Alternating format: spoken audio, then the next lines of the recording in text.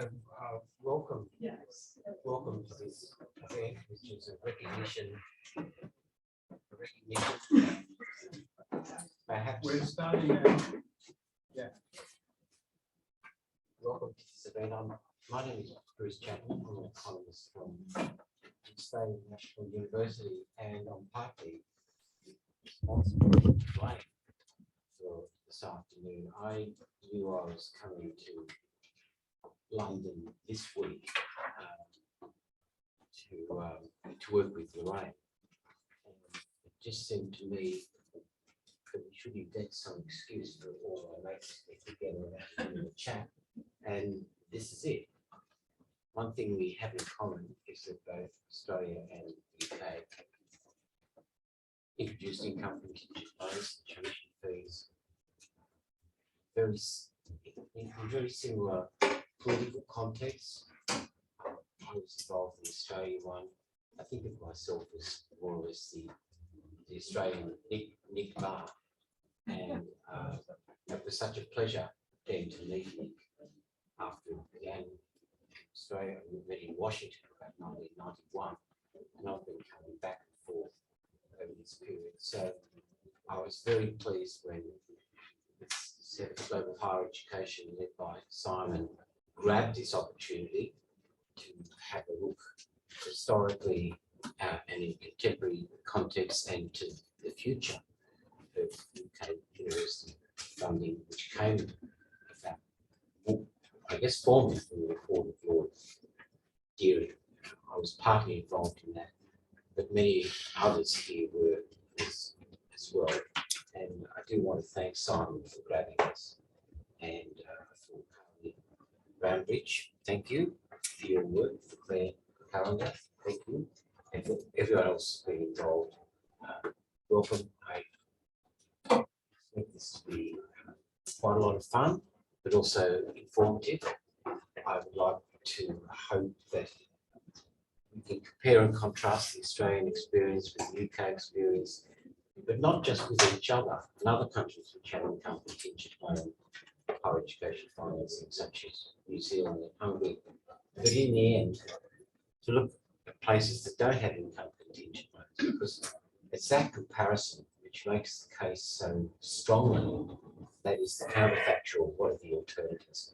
And we'll get through to that. And I'll make some comments about that. But now, please welcome Simon, who's going to introduce me. Our chairs today are Bruce, and then Anna Vignoles will take over during the afternoon.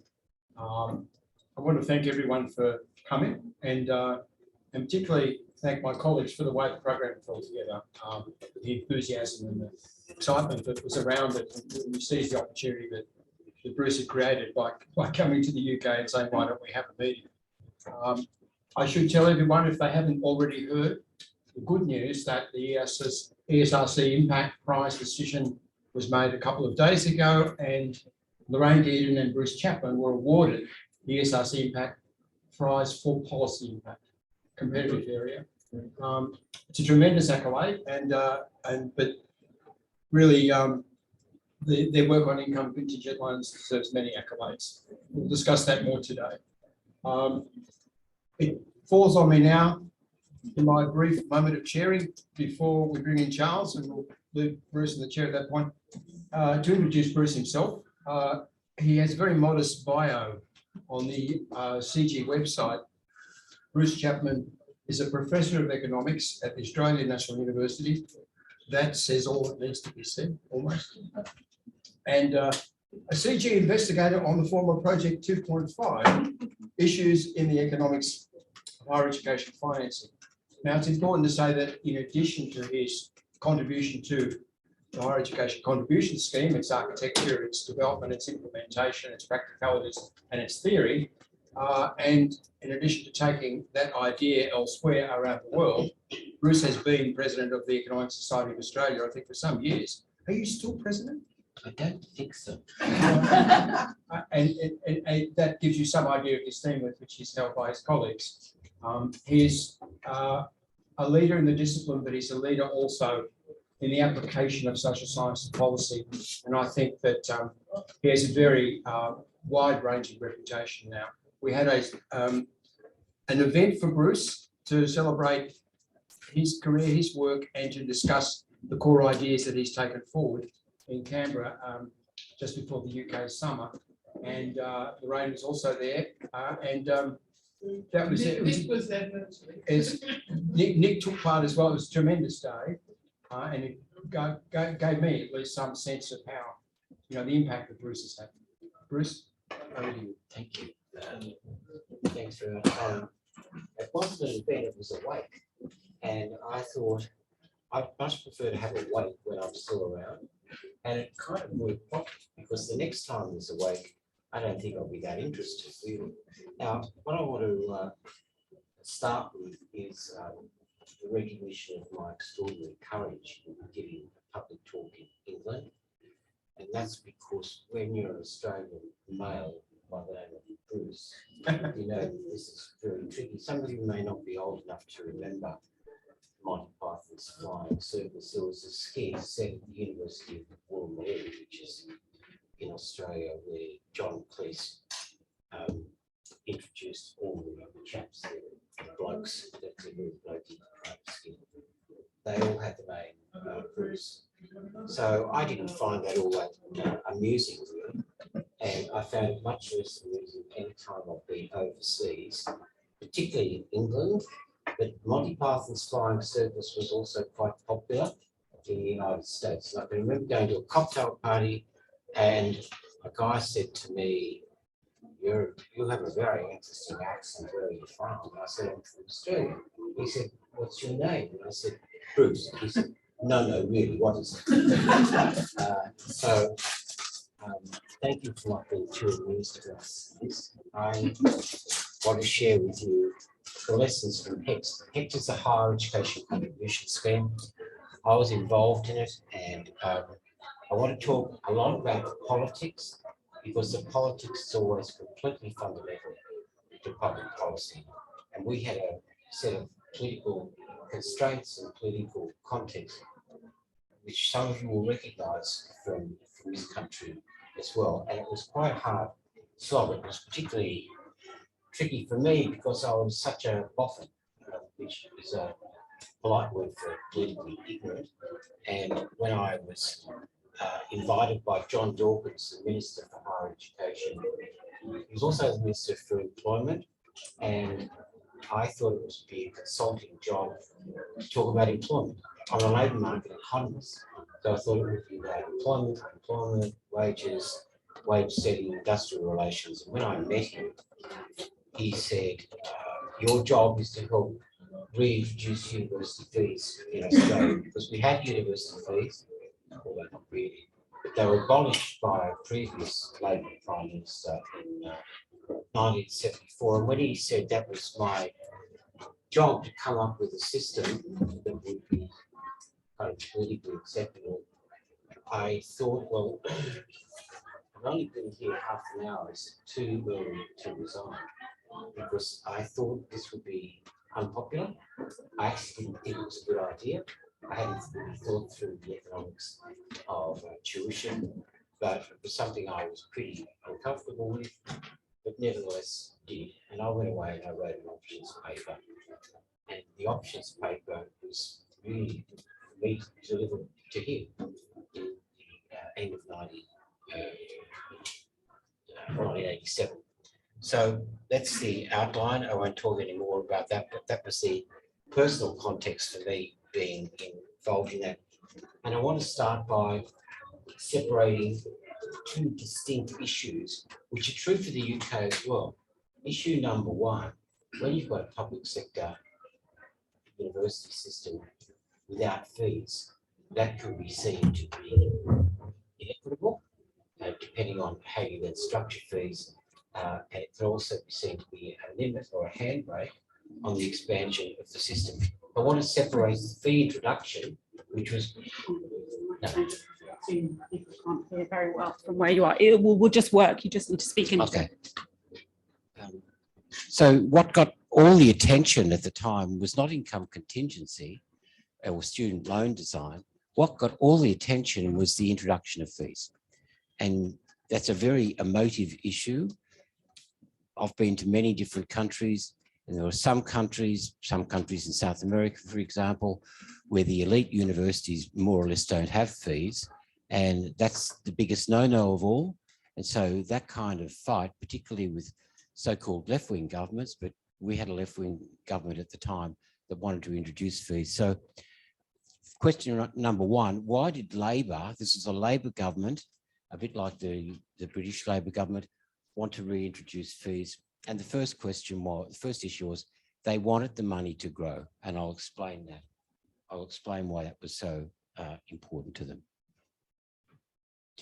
This is what was going on at the time. So this is 1987. So the new minister, a young man by the name of John Dawkins, who I'll introduce to you soon, he was faced with rapidly growing school retention rates. And rapidly growing school retention rates, so, just take the period from when Labor first won government in 1983, that was the increase, which was more than double in a very short period of time. That was a huge issue for the Labor government. And just to give you a bit of political context to this, this was the first Labor government since the government of Gough Whitlam, which was more left-wing, more progressive. They didn't last for very long, about 3 years. They were widely considered, in my view, unfairly considered to be poor economic managers and to be in favour of high tax and high spend. This government, one that started under Bob Hawke in 1983, and I became involved in that in 1987, wanted to look quite different from that previous Labor government. They wanted to be low tax, they wanted to be low spend, and they wanted to target social security in ways that hadn't happened before. So this was the dilemma that John Dawkins faced. And of course, once school retention rates are doubling, something else is happening, which is this, that the applications for university were going through the roof.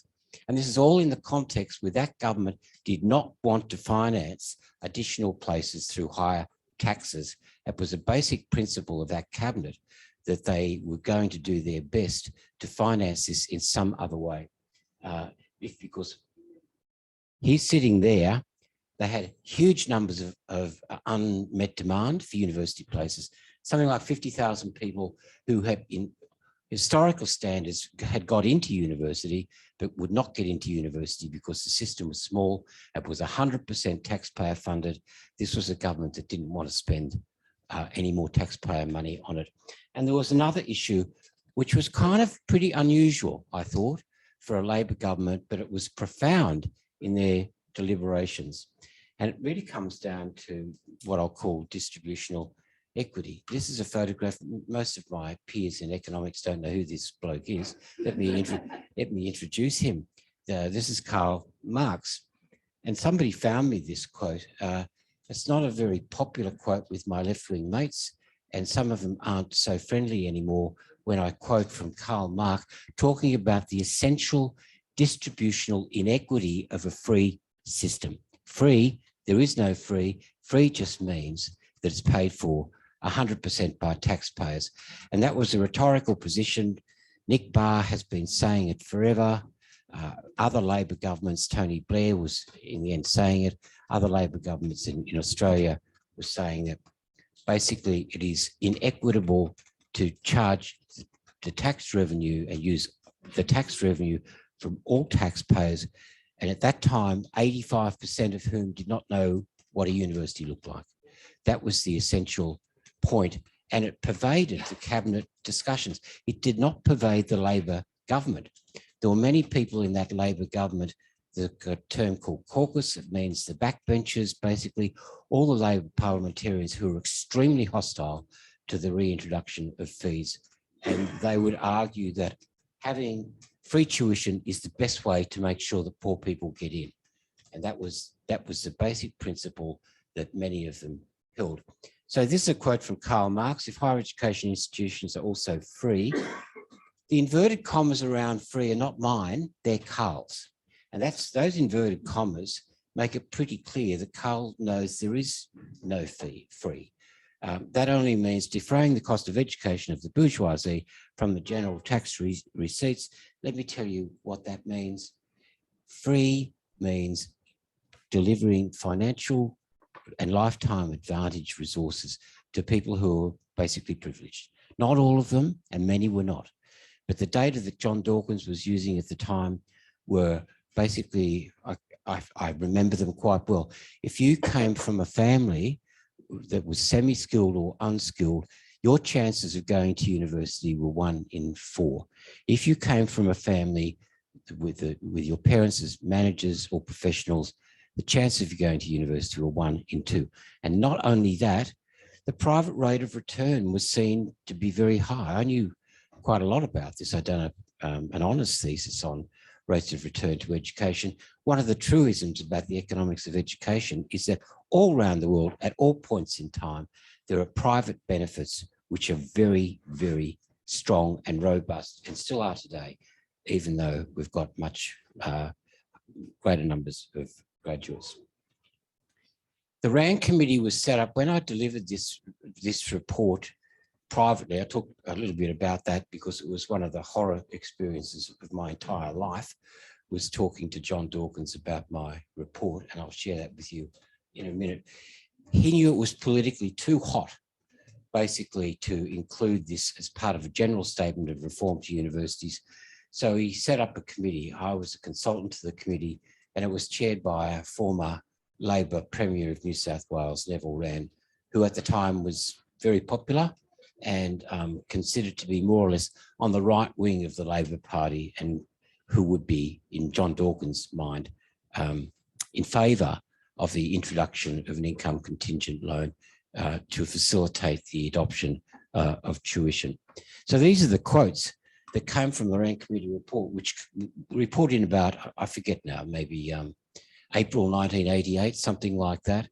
And what was kind of strange, when I went back and had a look at this the other day, I thought, isn't that weird? Because it was very rare for so-called left-wing governments to talk about inequities of free higher education. It was much more likely for Labor Party governments or left-wing governments to say, you don't want to have charges because it will stop poor people, and to stop the debate at that point. So you probably can't read that. I'll just note a couple of statements in bold. This was from the RAND Committee report, which led to the adoption of the income contingent loan system. The committee, this is the very first statement, the committee found that access to higher education in Australia continues to be inequitable. That is a very big statement from a Labor government. And then there was some data. I probably helped with the data. When graduates commence employment, they are A, in the top 37% of wage and salary earners, and B, in the top 22% of income earners. And not only that, the RAND Committee report used these data. I got these data. These data were very familiar. Anyone who knows the economics of education looks at pictures like this and say, yeah, that's true everywhere. And it is basically true everywhere. And I'll just point out what they are. These are age earnings profiles. These are the graduates. They're the male graduates. These are the people who left high school and got no other qualifications. And these are trade certificate people.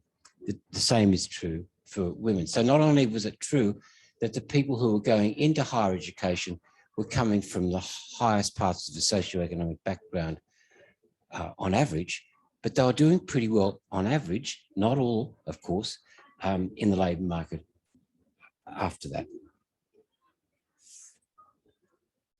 That was the fees story. So for reasons of distribution, significant people in that cabinet, including the Prime Minister, Bob Hawke, and the Treasurer, Paul Keating, thought it was time to fix up an inequity, but they wanted the money. That was the original motivation for the introduction of tuition. So where did the income contingent loans come from? It more or less came from an options paper that I wrote. I read the options paper recently. It's pretty bad. If an undergraduate gave that to me to mark, I'd say, can't you go think about this a bit more than that? Because it was kind of clumsy, and there were some basic economic principles which which were not clearly understood. But there were some things that were a bit better than that, a bit clearer. And one was that if you're a Labor economist, you don't think about income distribution that much as point in time. But of course, all our cross-sectional surveys are point in time. So they're the poor people down there, they're the rich people up there. But in labour economics, because of human capital theory, basically, the concept of investment in human capital means it's a lifetime issue, a lifetime distributional issue, which is much more likely to dominate your thinking as an economist. And so I had that, and any labour economist would have had that. So it didn't seem to me like a good idea that you take people at a point in time and give them means-tested access to university, because in the future, because they're poor now, because in the future, many of them will not be. And some of the ones who are doing well now in the future may not be. So having a lifetime perspective seemed to me to matter. And it was driven by what I'll call equity. The idea being that you don't pay up front, you pay depending on your future. And that should, so the poor don't pay in the periods in which they're poor. Remember all the time, graduate labour markets are very dynamic.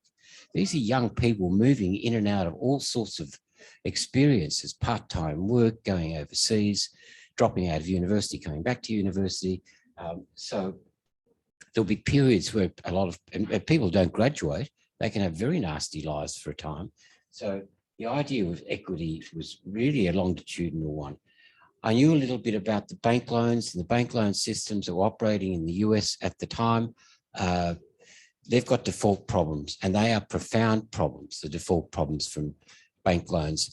And you only have to look at the United States to become extremely unhappy about higher education financing, where there are literally millions of people who are defaulting on their loans. That ruins their lives. So it just seemed to me the obvious, you collect it through the tax system. Nick knew that straight away. I didn't even question it. And then let me tell you what happened.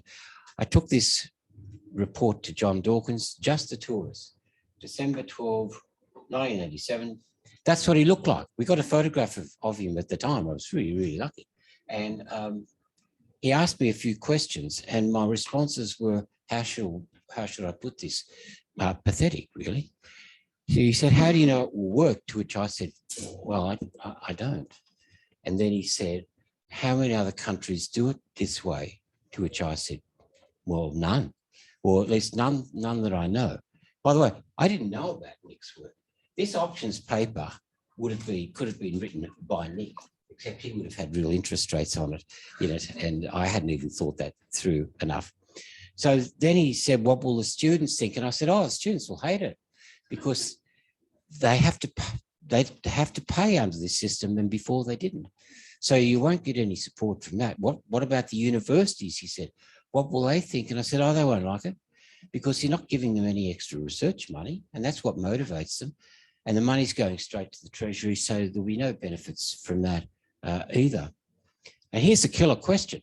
He's got a huge financial problem now. When do we get the money? If you do this thing, he probably called it a thing. He wasn't all that happy about this income contingent loan. So, well, if you grandmother it or grandfather it and you start it next year, then they've got 4 years before they graduate. Then they've got to hit the first income threshold of repayment. So the money will start trickling in about 7 or 8 years, maybe. This is what he looked like after he heard these pathetic responses. And I asked him a few years ago, what were you thinking? Because I had a pretty good idea what he was thinking. That is, unfortunately, this is not coming out as I wanted it to. That says, what the F ... Who let this moron, that's me, moi, economic policy, because he thought this is probably the worst public policy he'd ever heard.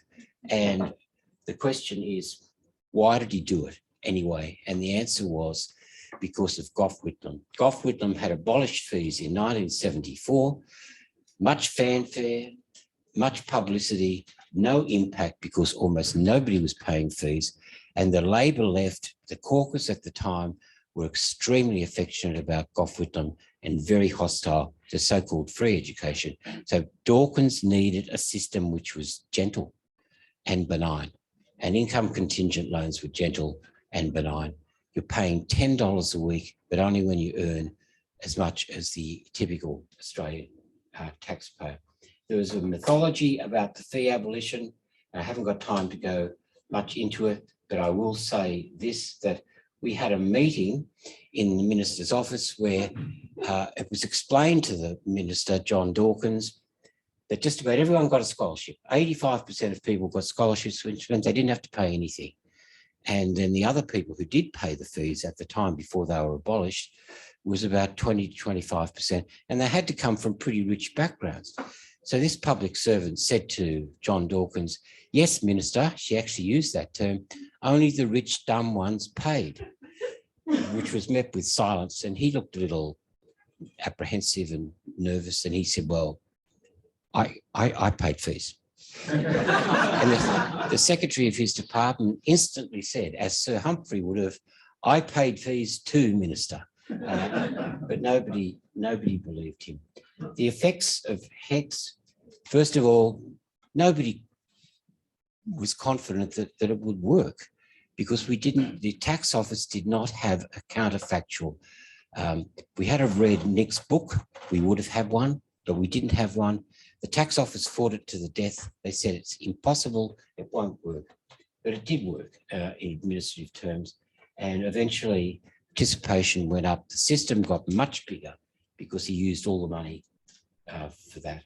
So here's the bottom line for all this. HECS was essentially a budget revenue measure because they wanted the money. It was progressive in distributional policy terms. That didn't get much attention. Income contingency was kind of a complication and afterthought. Nobody really bothered to pay attention to it, except the tax office, who were very hostile. No banks were to be involved. I think I pushed that quite a lot because of the default problem. I understood that a bit. It was never going to be about efficiency of resource allocation. These prices will not change the resource allocation because it's not a clearing market. You've got a supply constrained market. It's all public sector universities. The number of places depends on what the government chooses to be. So there was nothing about resource allocation there.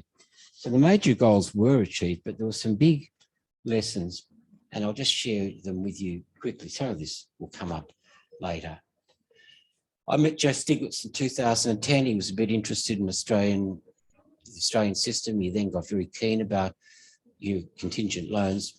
We had a meeting in Bangkok in 2014, 13. Nick was there because we were trying to work out what this theory was all about. It was one of those things where, you know, one economist says to another, one academic economist says to another, well, it works in practice, but would it ever work in theory? And that was, we were trying to understand the theory behind it. And I gave a little talk. I thought it was pretty good. And Joe, to everybody, many of the people didn't know much about income contingent loans. And Joe Stiglitz, who I have major respect for, said to me, oh, you've missed the big point. And I said, well, give me another 25 years to think about this. Maybe it'll occur to me, but what's the big point? He says, it's so cheap to collect it. It's transactional efficiency. You just do it all through the tax system. You don't have to chase loans. It's all automatic. That is the huge point. The other thing I didn't really understand properly, but I think I do now, big systems are the way to sort out the distributional question.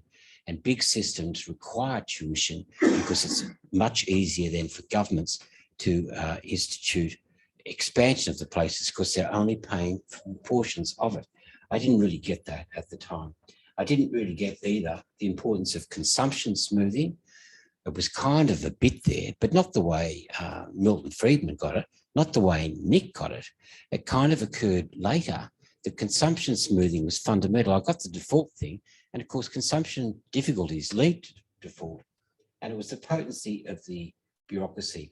I'm not going to share with you now the repayment burdens of time-based repayment systems. Lorraine and I and many others have done this work. If you're in a time-based repayment student loan system, your life is in real trouble. Not if you're average, but if you're at the bottom of the distributions, because you have to use so much of your money to repay the loan. Now, I'm so pleased that Colombia is now moving towards income contingent loans because their repayment burdens, they're the numbers there, over 100% in all these countries for the bottom 20% of the graduates. They're the default rates. You have repayment burdens in income contingent loans set by law. They can't be bigger than 8% in Australia. England, they're 9, New Zealand, they're 10. So you don't have repayment hardships, you don't have defaults. And then as a consequence, you can get greater revenue. Here's a characterization of, this comes from the New Yorker magazine. This is the way they pictured student debt in the US. And that's exactly what it is. It's kind of inhuman what happens. And then the poor debtors being crunched on by this horrible thing. We had an idea, this was a few years ago, how would you characterize time-based repayment loans? This is what it looks like. You're in the canoe, you might get to the other side of the river. Most people do with time-based repayment systems, but if you don't, that's what's waiting for you. It's consumption hardship and it's default. I showed this picture to Simon a few years ago. He said, you need the alternative. What does an income contingent loan look like in animal terms? And that's what it looks like. It's benign, it's cuddly. I'm going to finish by introducing very quickly the fight. This is the biggest lesson for me as a public policy person. The bureaucracies are so potent and they can stop you. And the Australian Tax Office really, really wanted to stop this. And when I first met them, these are caricature. This guy, I understand, used to be a Chancellor of the Exchequer. I was just going through the web looking for a characterization of a classic finance person, and that was him. I don't know who he is, but they were the guys who stopped me. They stopped, when I went to talk to them, we had this kind of terrible war. It went on for months. And I thought that they would love this. So I turned up and said, this is a great chance to make the system fairer and bigger, but we need the tax office. And the guy looked at me as if I was an idiot, kind of the way John Dawkins had looked at me quite a lot, actually, and said, don't be ridiculous. It can't possibly work. That's what they said. And he said, you don't know much about economics, do you, Sonny? He didn't say Sonny, but he meant Sonny. We collect taxes, we don't collect debt. That's it. And every time I go back, they'd have another problem. What about people going overseas? They'd say, and I said, well, would you go overseas to say $10 a week that you only have to pay when you're earning $77,000 a year? Would you do that? Then one time the guy, one of the men said to me, what about women? Have you ever thought about women? And I thought, oh, I hardly know him really. He said, I'm going to tell you about women. I said, hold on, I'll take some notes here. And he said, women will marry a brain surgeon on the North Shore of Sydney, which is very high income, and they'll have 3 kids. And then when the kids go to university, they'll decide to study sociology at some place, and your system is going to let them in for nothing. It's totally unfair. You only have to look at the data to solve the problem. Women graduates in Australia would pay back the vast majority before they're 32 years old. So in the end, they did agree. But I'll tell you about these guys. And I bet you Nick's met them, and anyone, I bet you Hillman has met them. Bureaucrats who say it's impossible, it won't work. I first met them in Australia. They started to follow me around. So Harold and Richard, I came here a few times. Wayne and Brad, there they were waiting for me. They had a lovely time saying the same thing all the time. The words that you can't read are, don't be ridiculous, this is impossible. But I didn't just hear it in English. I heard it in Spanish, in Colombia, and I heard it in Mexico with Jose and Francisco. Now I can't move it on. Sorry, Mike. Is that all right? Sorry. Me trying to make sure you could see. I just want to go back to these guys. I can't get to all of that. So they are there. They are Rich Lard, and I think the most important lesson I've got is aware of the bureaucrats. They can be your best friends and your worst. Thank you for your time. By preventing other people from getting unhealthy addiction. Candy isn't good for you. No, it's not.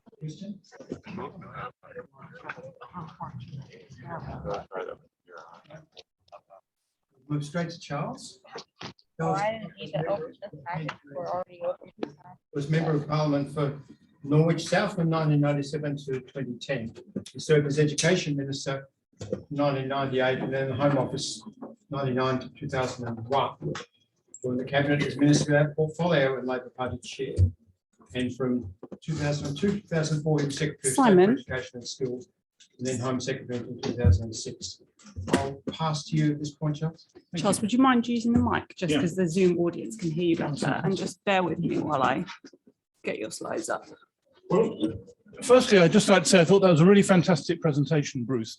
And what's striking about your presentation, as you'll see in a second, is how it overlaps with my presentation of what was happening in the UK, with a large number of very similar considerations being there. But in particular, your generic point that politics is at the core of all this is very, very important. If the world were full of rational people, we'd be in a very different state of affairs than we are now. And this argument that went on over this period. Firstly, we started with much. Sorry, can you bear with me, Charles, because I have forgotten to share your screen. So just so I'm catching up with the Zoom audience. Okay. Hello, Zoom audience. You're getting ace treatment here.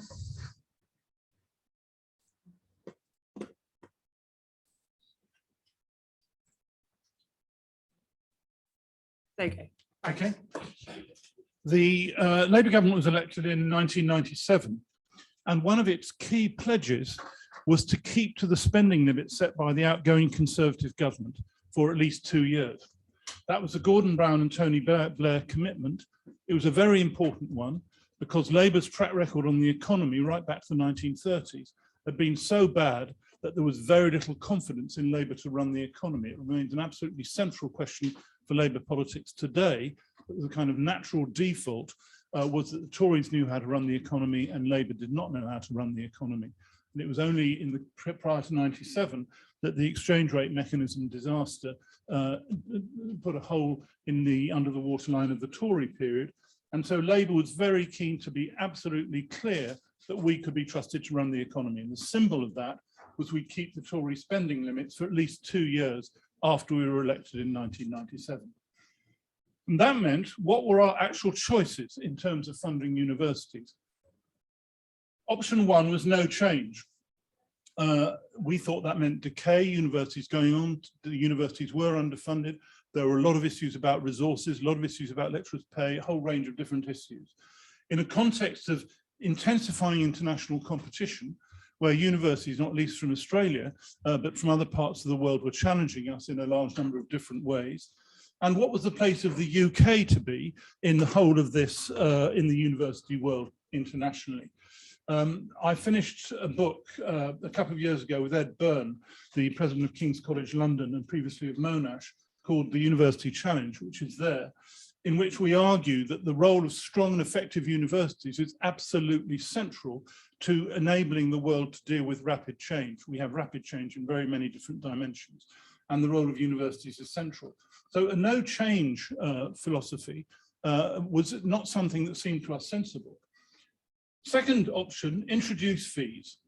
And we in fact decided during that government to introduce fees, upfront fees, £1,000 a year. It was very controversial.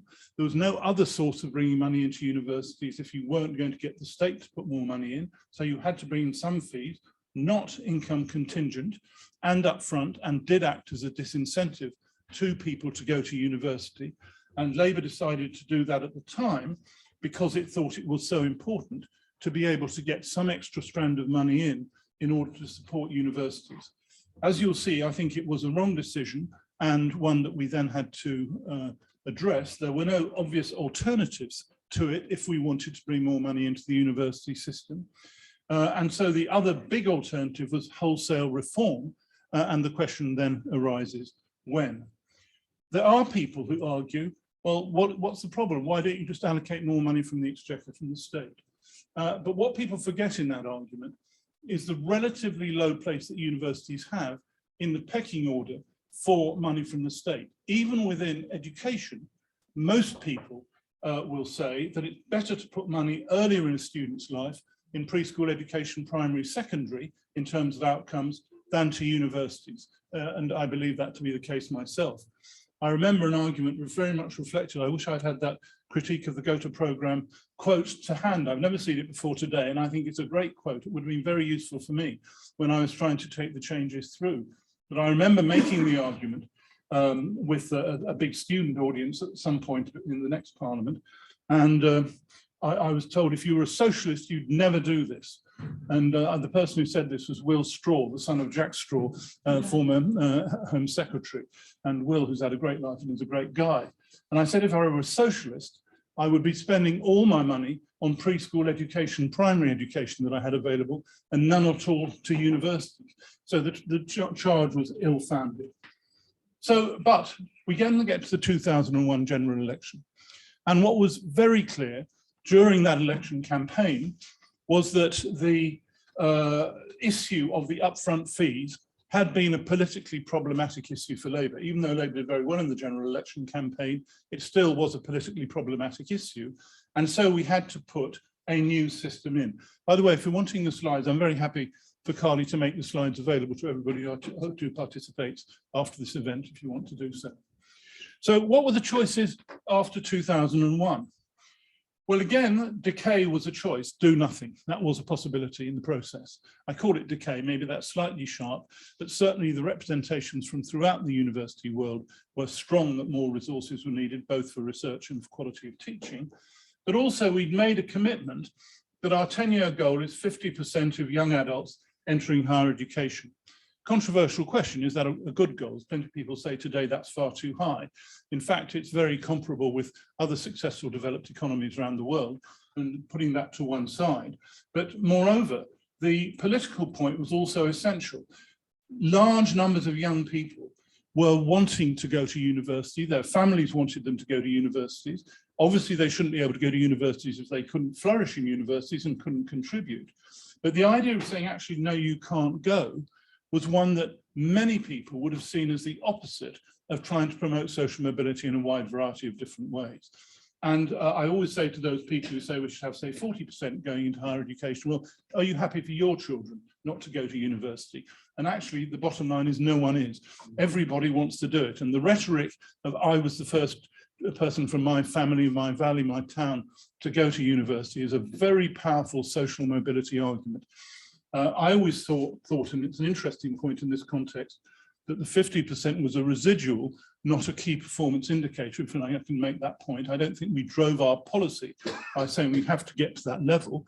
But I did believe that if we improved universities, improved the quality of education, that level would go up, as was happening internationally. And I would say rightly so. So the other choice was bigger treasury allocation overall. We were no longer bound by that commitment we made in 1997. There was a big question of tax spend, how we went around the whole process.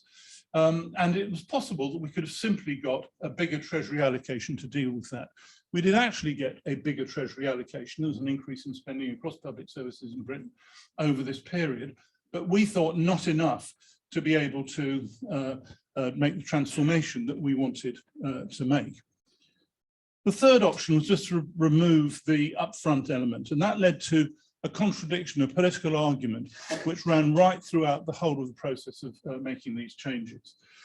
We put in our manifesto for the 2001 election the sentence, "We will not introduce top-up fees and have legislated to prevent them." That, in my opinion, was a mistake. It led to a great deal of controversy thereafter. It was a desire to reassure people about what had happened on the upfront fees, but that led to large numbers of arguments. I had to deal with this a lot. And of course, I argued and believe really that our intention was to remove upfront fees and put in an income contingent system. But that's not really what the wording says. The wording doesn't say that in those terms. And so it became a massive political issue that the government had breached its manifesto pledge and so on by bringing a new system. I still defend what we did. I think it was the right thing to do. But there's no doubt that led to a political set of issues which made the whole issue more problematic. The concerns were about access and the overall politics of it. I'll come to that again in just a second.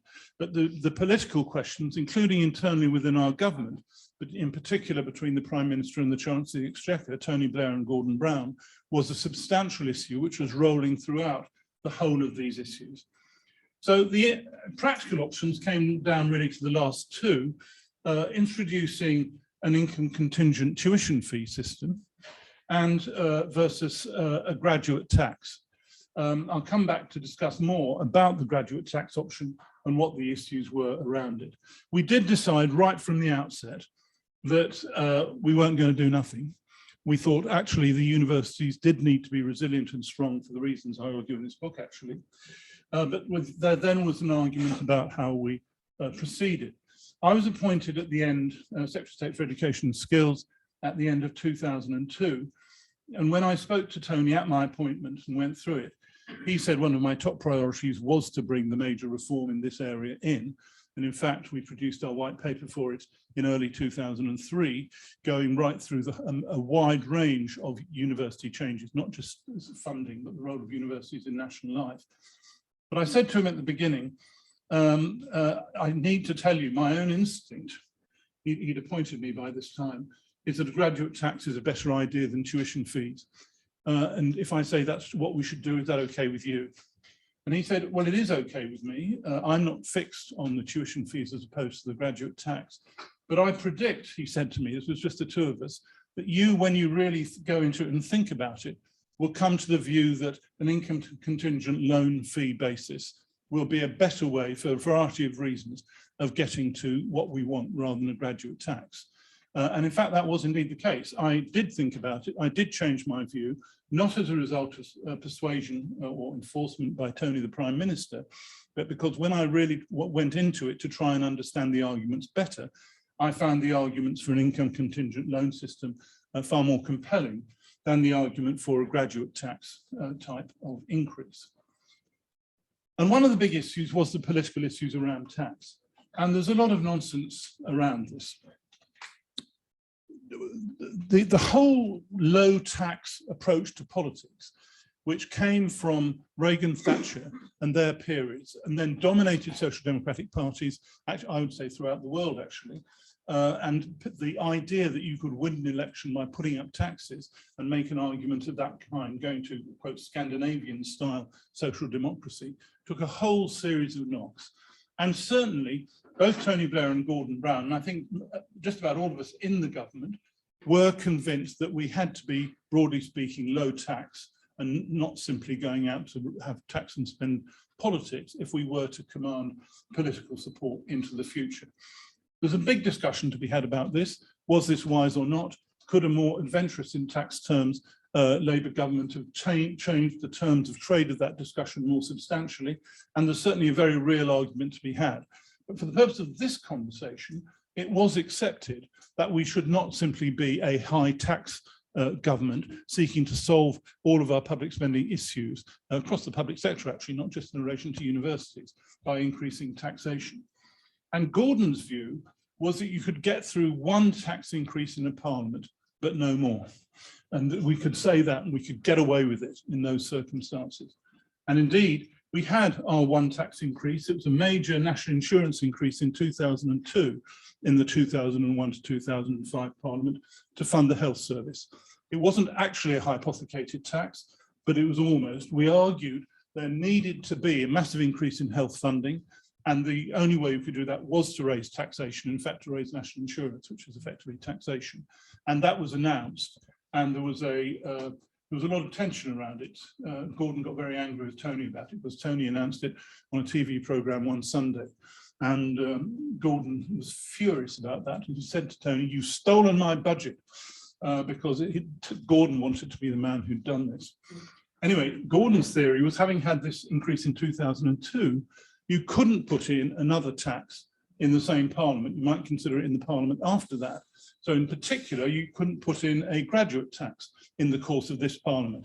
And he said we might be prepared to consider it for the 2005 and afterwards parliament, brackets, when I'm Prime Minister, close brackets, but not before.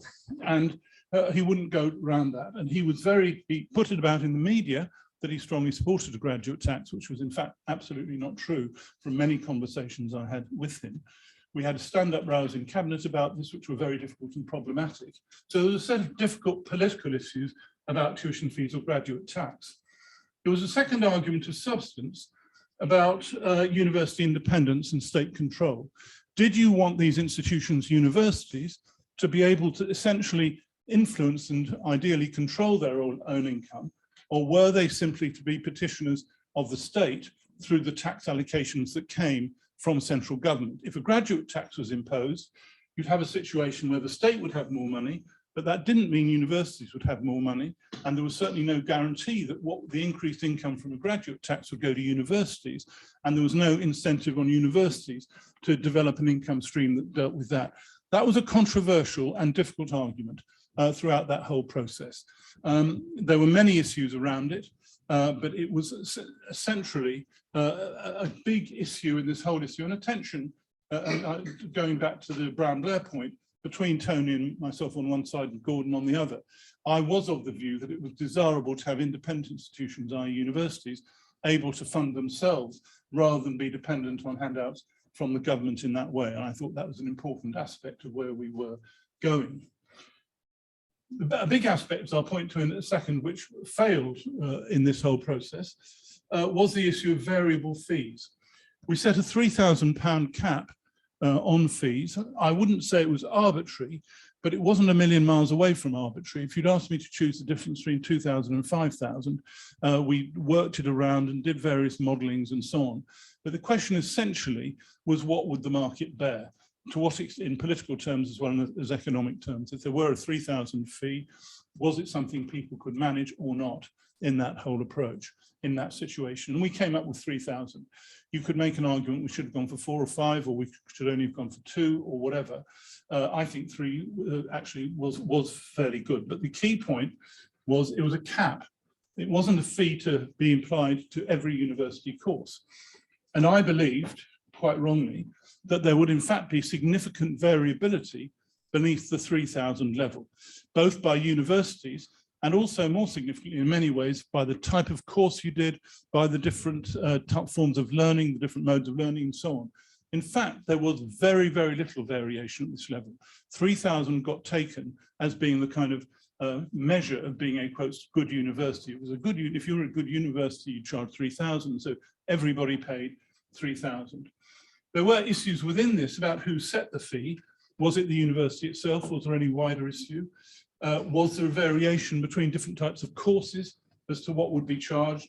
The Open University was always rather different to other universities in the way it approached it, for example, for part-time courses. And there were significant issues of intergenerational equity. It was obviously unfair that people like myself, who'd had a university education in the 1970s, should not be paying this, whereas my children were paying this. And there were lots of issues. What could we do about this? I was, in fact, in favour of establishing a type of graduate tax for students who'd already graduated, so that they paid something, some funding arrangement, but it's all too complicated. And taking your official's point, the bureaucracy in the UK, I would say, was not particularly difficult about establishing an income contingent repayment system through the PAYE, pay as you earn system, which was well established here. But if every time you wanted to do anything more complicated than that, like saying you got money which then went to a particular university where you graduated from or something like that, they always were, their whole drive was to simplify the taxation system for the citizen. And that was a bigger consideration than any other tinkering that you could do with this.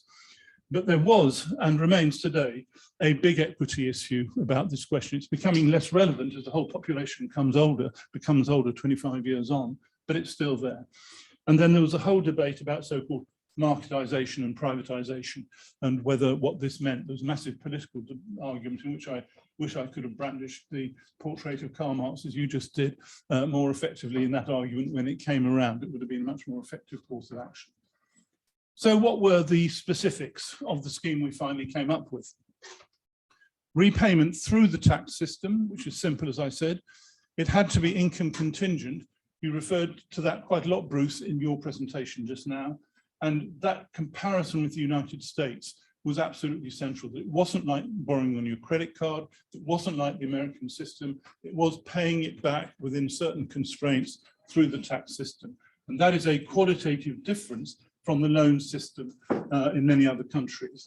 It was essential to say that graduates paid, i.e. those who had graduated, paid, not their families, or potential graduates, i.e. before they went to university, only became liable to pay, and only do become liable to pay, once you have graduated. That was a very hard argument to make. people really didn't accept that. There was a big issue about the disincentives of the whole thing, whether it would stop people going to university and so on. We needed a financially sustainable system. So we had an earning threshold for payment, which has been a course of subsequent modification, which I think has very much damaged the sustainability of the system that we have at the moment and taken away a significant number of the positive arguments for our scheme. We had a long discussion about interest and whether we should have a real interest rate or zero interest rate or whatever. And I was just telling Nick a bit earlier, I still remember sitting in my office where we did on a zero interest basis, and we might have put in a real rate of interest, albeit very low. And I said in my position, had I been Chancellor, I would have said we should have put a real interest position in. It would have brought about an extra £1 billion in, which at the end of the day isn't peanuts. But the actual Chancellor, Gordon Brown, was not interested in any dialogue at all. He couldn't even talk to him about it. He was so angry about the whole situation that we didn't have a discussion. So shortly before we finally closed it all down, I phoned up Tony and said, look, I think if I were the government as a whole, not just me, I would put an interest rate in there and it would save the government about £1 billion on this scheme.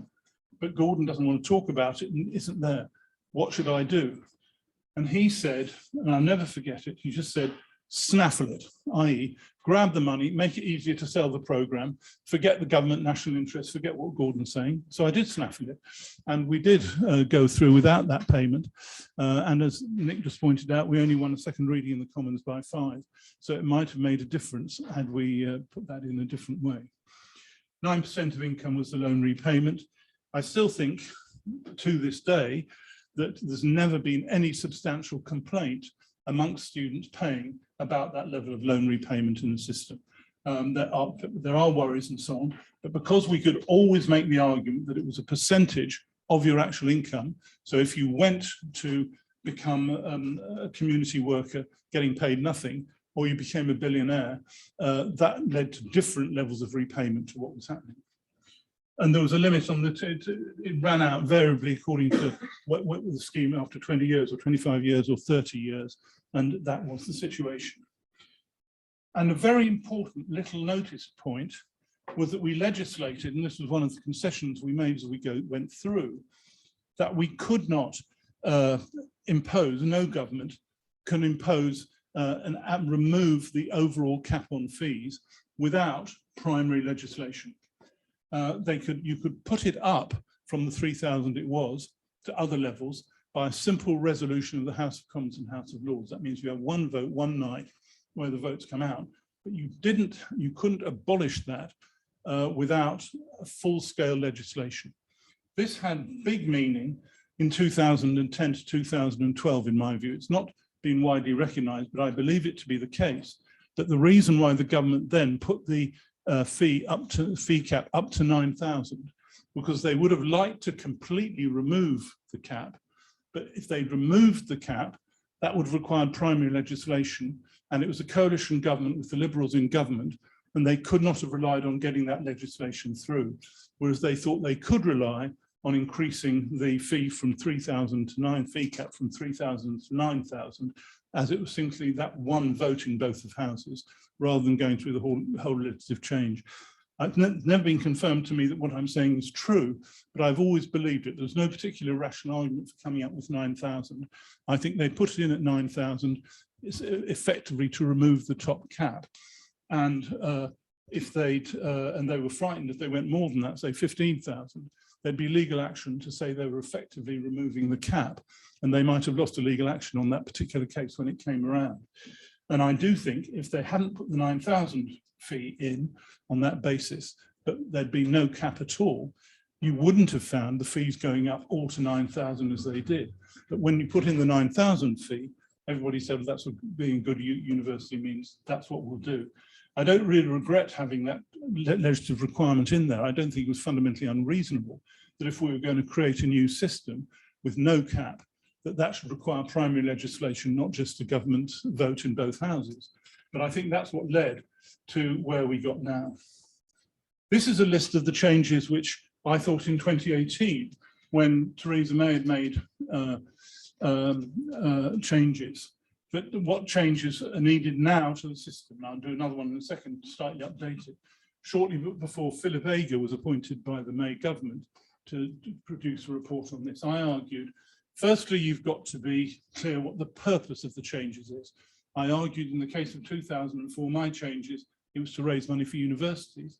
In the case of 2010, it was the government approach of austerity, which wanted to shift the burden of paying for universities to students and via the process. But I didn't see, and I still haven't seen, a clarity about why the change that will be talked about now would use. I argued then that you should continue the fee cap of 9,250, not put it up, but consider financial sanctions against universities which weren't providing good value for money. That's a very dangerous journey, actually, but I did think there was an issue, and I do think more universities have got their fees at 9,250 than can be justified. I did think, and of course the universities hated that, it's one part of your presentation, Bruce, which I didn't quite go with, that we should ring-fence tuition fee income for teaching quality. In this country, I would say a large amount of the teaching fee income, secretly as it were, gets siphoned off to support research, and people are paying teaching fees for supporting research. And I argue as a minimum that should be transparent, which I think it's not, and people should know what's going on. And I know you weren't making a particular point on this point, but when you said the virtue of the fees in Australia was that the fees went to teaching, I think that should be the case. But I think actually in the UK case, it's not been the case to that full extent. I thought the repayment threshold before you start repaying should be reduced. I'm not quite sure where it is now. It's about 17,000 when we brought the scheme in. It then got pushed up to about 20,000. Then I think Theresa May pushed 27,000. And each of these points, thank you, each of these points makes the whole system less and less sustainable, and very importantly, gives the state more and more levers, for example, in controlling student numbers and so on, and reduces independence of universities. Again, I've never had a complaint that the 17,000 was too low. People, if they factor it into their system, will be fine. So I would say you have to get that student, that local repayment threshold right down. I still think that's the case to create a more sustainable system. Contrary to what I say, many people in politics say that people would never accept that. I'm absolutely not convinced that's the case myself, and I think you could do that. I do think a key point is increasing the maintenance loan to actually cover living costs.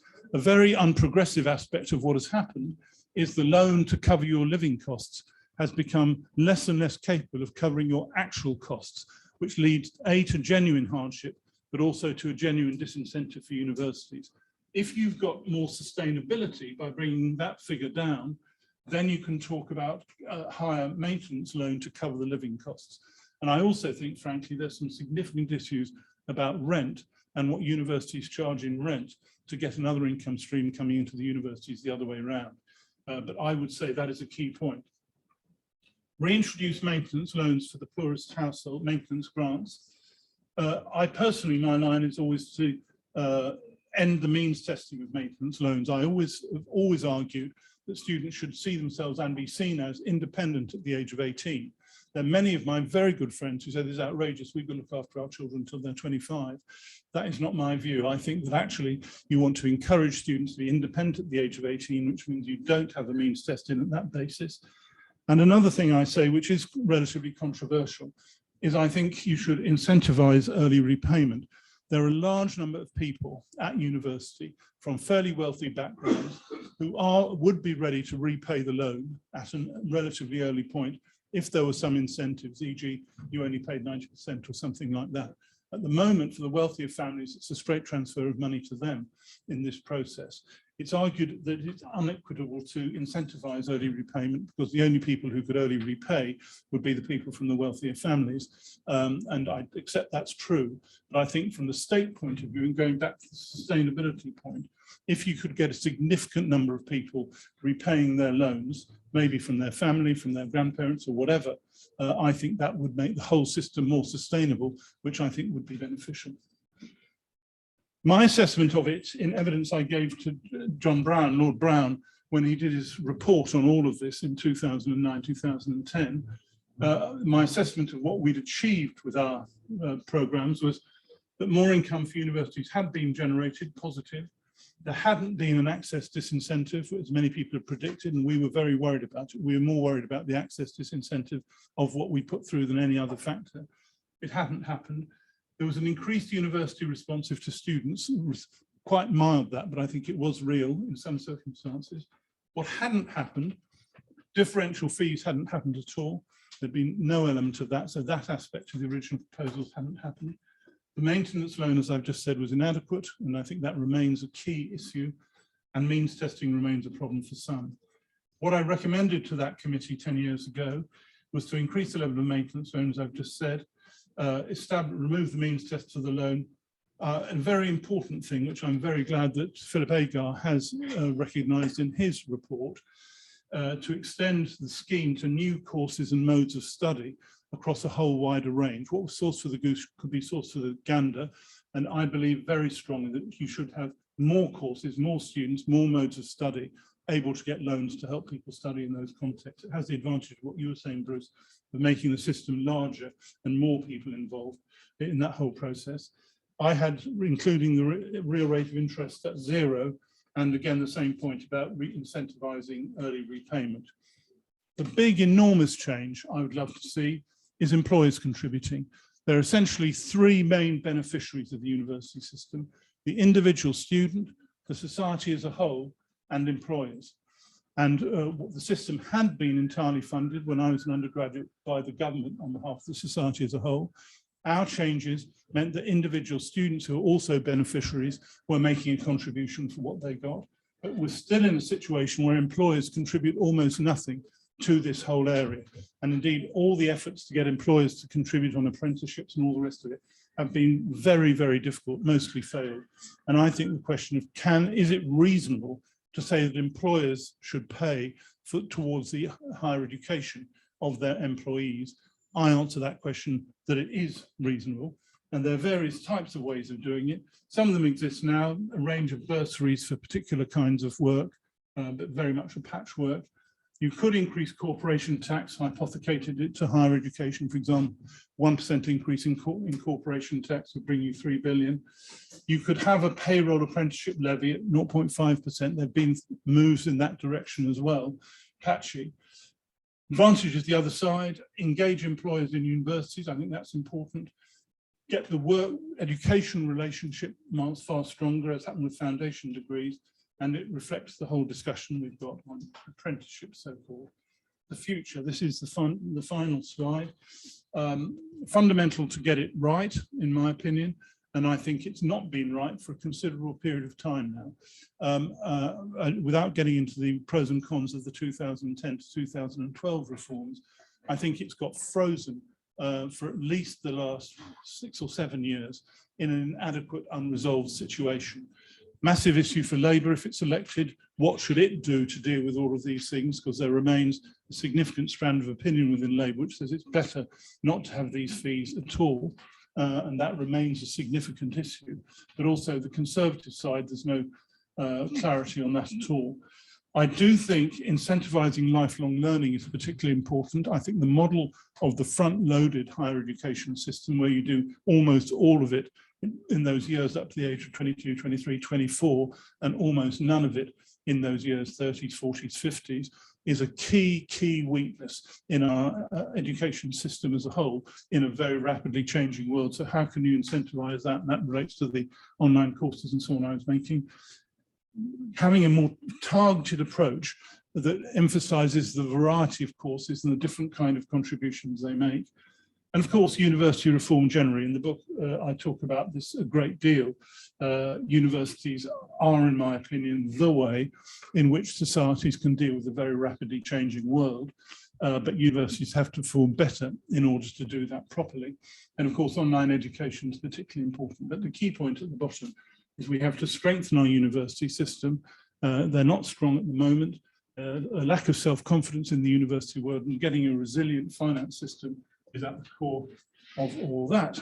So I think that's all I'm going to say. Yes, that is all I'm going to say. Thank you very much indeed.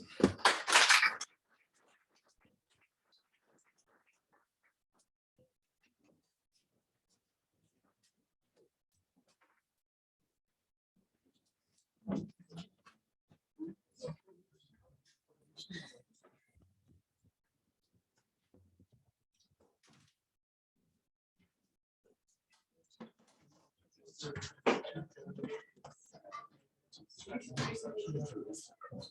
it's my pleasure to introduce Nick Barr. One of the great pleasures. Can't hear you. His joint work and time with colleagues who think similarly. Though I have no colleague in the world who thinks similarly to me than Nick Barr.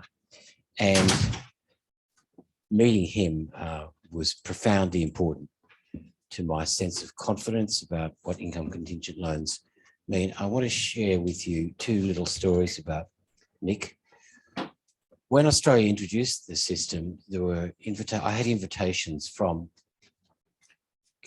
UK government people from either the Department of Education or the Department of Finance, and I would turn up having been flown 30,000 kilometres, and I go blah blah blah blah blah, and I'd say, you know, I don't know why you brought me all this way, because 2 miles away is Nick Barr, and everything I say, just about everything I'm saying, he would say, possibly better. So why are you doing this? And one guy said to me once, oh, he's so rude to us.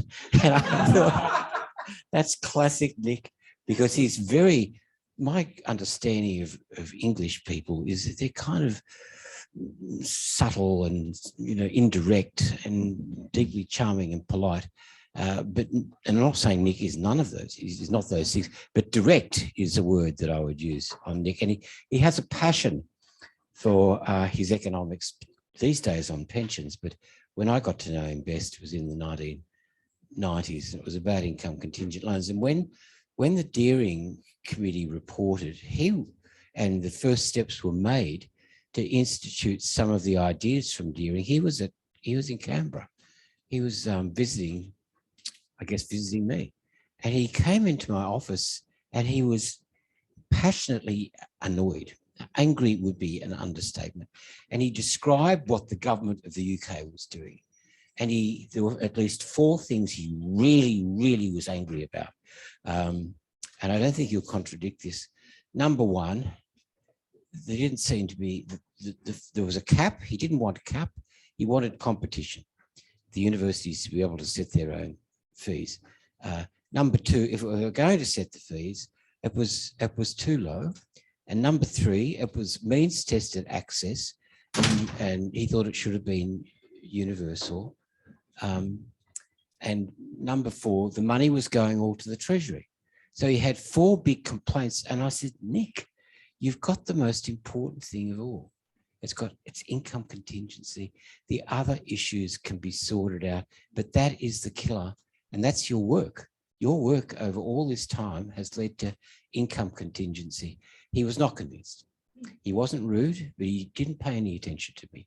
He then wrote an article for the Times Higher Education Supplement on what these reforms all meant, which he entitled 4 Funerals and a Wedding.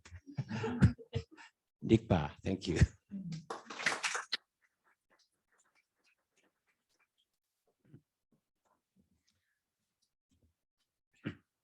Well, thank you very much, Bruce, for that overkind introduction. I shall try and be polite. It's wonderful to be here with so many pals and in person. Bruce and I first met, as he mentioned, in Washington in 1991. So last year we celebrated our 30th anniversary. I've got too many slides. I shall skip and skim. You'll see that we haven't collaborated at all, but there's a huge amount of crossover between what Bruce has said, what Charles has said, and what I'm going to say. I'm going to start off by talking about how we got here and where we've got to, and then go on to some design issues, and then get into nuts and bolts. So how we got here, 1990, reforms by Kenneth Baker introduced loans, but the wrong sort of loans. They had time-based repayments. 1998, the first Blair reform, which moved to the right loan design, income contingent repayments. The 2006 Blair reforms, which Charles Clarke masterminded, introduced loans and fees, which was a genuinely solid strategy, but left some unfinished business for the next reform. So all was smooth sailing until 2012, when the Osborne reforms went completely off the rails, exploiting a loophole in the way student loans enter the public accounts. And I'll come back to those later. So that's how we got here. Where we've got to is, and my punchline is a line I've stolen from Anna Vignoles. And Anna, I don't know if you remember this, it was a casual conversation walking to Universities UK years and years ago. And I thought, yes, this is absolutely right. Right system, wrong parameters. And so I'm going to talk about why it's the right system and why I think the parameters are wrong. So onto some design issues. First of all, why income contingent repayments? I mean, yes, it's good common sense, but actually it's deeply rooted in economic theory. Friedman, writing about it in 1955, recognized that when people borrow to finance a qualification, there's no collateral, so the interest rate is high. So people invest an inefficiently small amount in their human capital. And because of that risk, his diagnosis was you needed to combine consumption smoothing with an element of insurance. Income contingent repayments do exactly that. More recently, Stephanie Stancheva has put the whole thing into an optimal taxation framework. And her conclusion is: one, income contingent repayments are right. Two, Australia, New Zealand, the UK have got it partially right in that we protect people with low earnings, but have got it wrong in that in an optimal taxation framework, loan repayments should cover the costs of non-repayment of lower earners. In other words, things should be self-sustaining, higher earners should repay some of the losses. So that then brings us on to what type of income contingent. There are different flavors. Equity finance, you carry on repaying till death or retirement. So a person's total repayment depends on their lifetime income, and in present value terms, higher earners repay more. And this is the model that Friedman had in mind, which interestingly is in some ways closer to the optimal taxation framework. Loan finance, repayments stop when the borrower has repaid in full in present value terms. So income contingency changes how long it takes a person to repay, but except for the lifetime poor, doesn't alter the present value of repayments. And this is the approach in Australia and prior to 2012 in the UK. The social insurance approach essentially says higher earners pay some or all of the loss. And I've said this is the optimal taxation approach. That said, income contingent loans are fundamental, but they're only part of the strategy. What I'm going to talk about is rooted both in economic theory and practical experience. To me, a strategy's got three elements. The first one is you pay for universities primarily through a mix of tuition fees and taxpayer support. And we all know the arguments for cost sharing, externality argument, taxable capacity argument, equity argument, etc. Second element, so that's how you pay for universities. The way you finance students is through well-designed income contingent loans. And the third element is access, an emphasis on policies earlier in the system from nursery education onwards. And a lightning tour of the evidence on access about which, I mean, the key conclusion is early child development matters greatly. Important work by Lorraine, Anna, Gill, Claire and colleagues, from whom we'll be hearing more in the rest of the afternoon. Things like child's first 1,000 days strongly influence life chances. There's evidence that August babies do systematically less well than babies born in September. Interestingly, it's not just school education. There's evidence that football players are, that the same feature arises for football players. So why doesn't someone go on to higher education? They can't afford it. Liquidity constraints, a good loan system fixes that.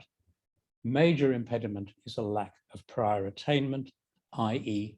if you don't get good A-level grades, that's the killer problem for access. So that's sort of a very brief overview of some design characteristics.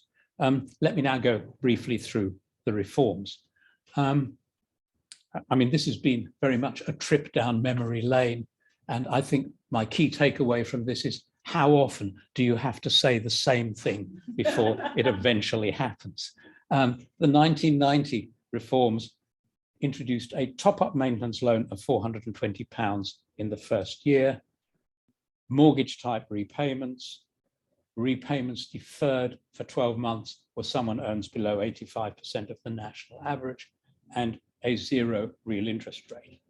What was wrong with that? Well, it didn't really address student poverty. It had mortgage-type repayments, time-based repayments, and it had a 0 real interest rate.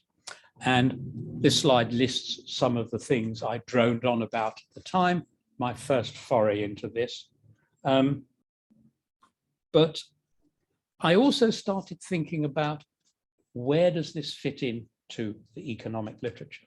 And I had a piece in the Times in 1988, quote, "The mechanics of the scheme are simple. Students take out loans from the state, which they repay in the form of a graduate addition to the national insurance contribution." And then in a book a year later, "The scheme causes no administrative problems. It'll be cheap to implement and debts will be minimized." Student loans, very much in keeping with the spirit of the Beveridge system, one of whose main purposes is to enable individuals to be self-sufficient over their lifetime as a whole. That is what the National Insurance Retirement Pension does. Student loans are just an upfront pension. So to me, it was always clear, two big points. One, you piggyback loan repayments on income tax or national insurance contributions. Obviously, in Australia, it had to be income tax because there aren't any national insurance contributions. And secondly, loans are upfront pensions and hence a natural part of the welfare state. So having said, how often does one have to carry on saying the same thing? I guess we shouldn't complain too much. I learned only about 10 days ago that Pigou, writing in the Economics of Welfare in 1920, when he essentially introduced the concept of externalities, identified one of the major externalities as pollution. Pollution caused major damage, but that damage was not explicitly catalogued as such on any balance sheet. So it's sort of taken 100 years for Pigou on what turned out to be climate change to be taken seriously. So Bruce, I guess we got another 70 years to go. So that was the 1990 reforms.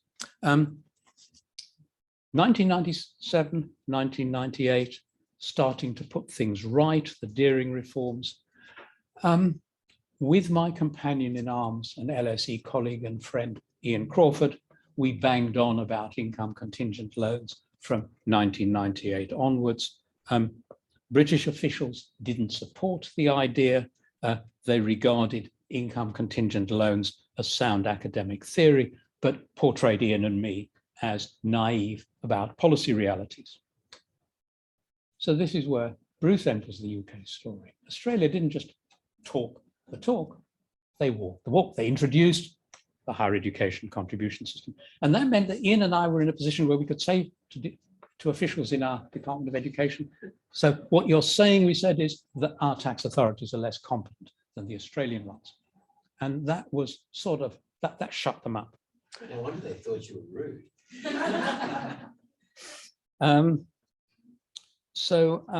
We also spent hours and hours in the House of Commons talking to interested members of Parliament over coffee.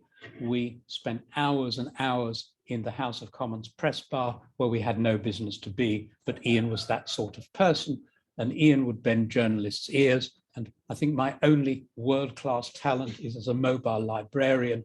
I always had on hand copies of our latest bit of writing to give to journalists. And over time, that turned the tide so that when the Dearing report came out in 1997, support for income contingency was unanimous. Bruce had been over and given evidence as well. So they were getting pretty much unanimous support for the idea. And I met Lord Deering partly on the occasions when he gave evidence in person, but then have fond memories of a trip we both did to a British Embassy event in Berlin in 2005. I mean, lovely guy. So what were the reforms? The huge step forward was income contingent loans, 9% of income above 10,000 a year, forgiveness after 25 years, tuition fees of £1,000 a year, income tested. What were the main deviations from ideal? One was the zero interest rate on loans. Secondly, was the fact that there was no loan to cover fees. And when you look at the comparison with Australia, I mean, here was Bruce writing in late 87, sort of discussing his essay with the minister. The RAN committee set up. RAN committee reported April 88. Higher education contribution scheme started in 1989. So this was sort of, we're talking 15, 18 months. UK, I started writing in 85, published 87, brief to the minister July 88, active campaigning with Ian from 88 onwards, income contingent loans September 1998. So why did it take us so long? One was lack of senior political support until really, in the early days. Secondly, was a government with a preference for private institutions.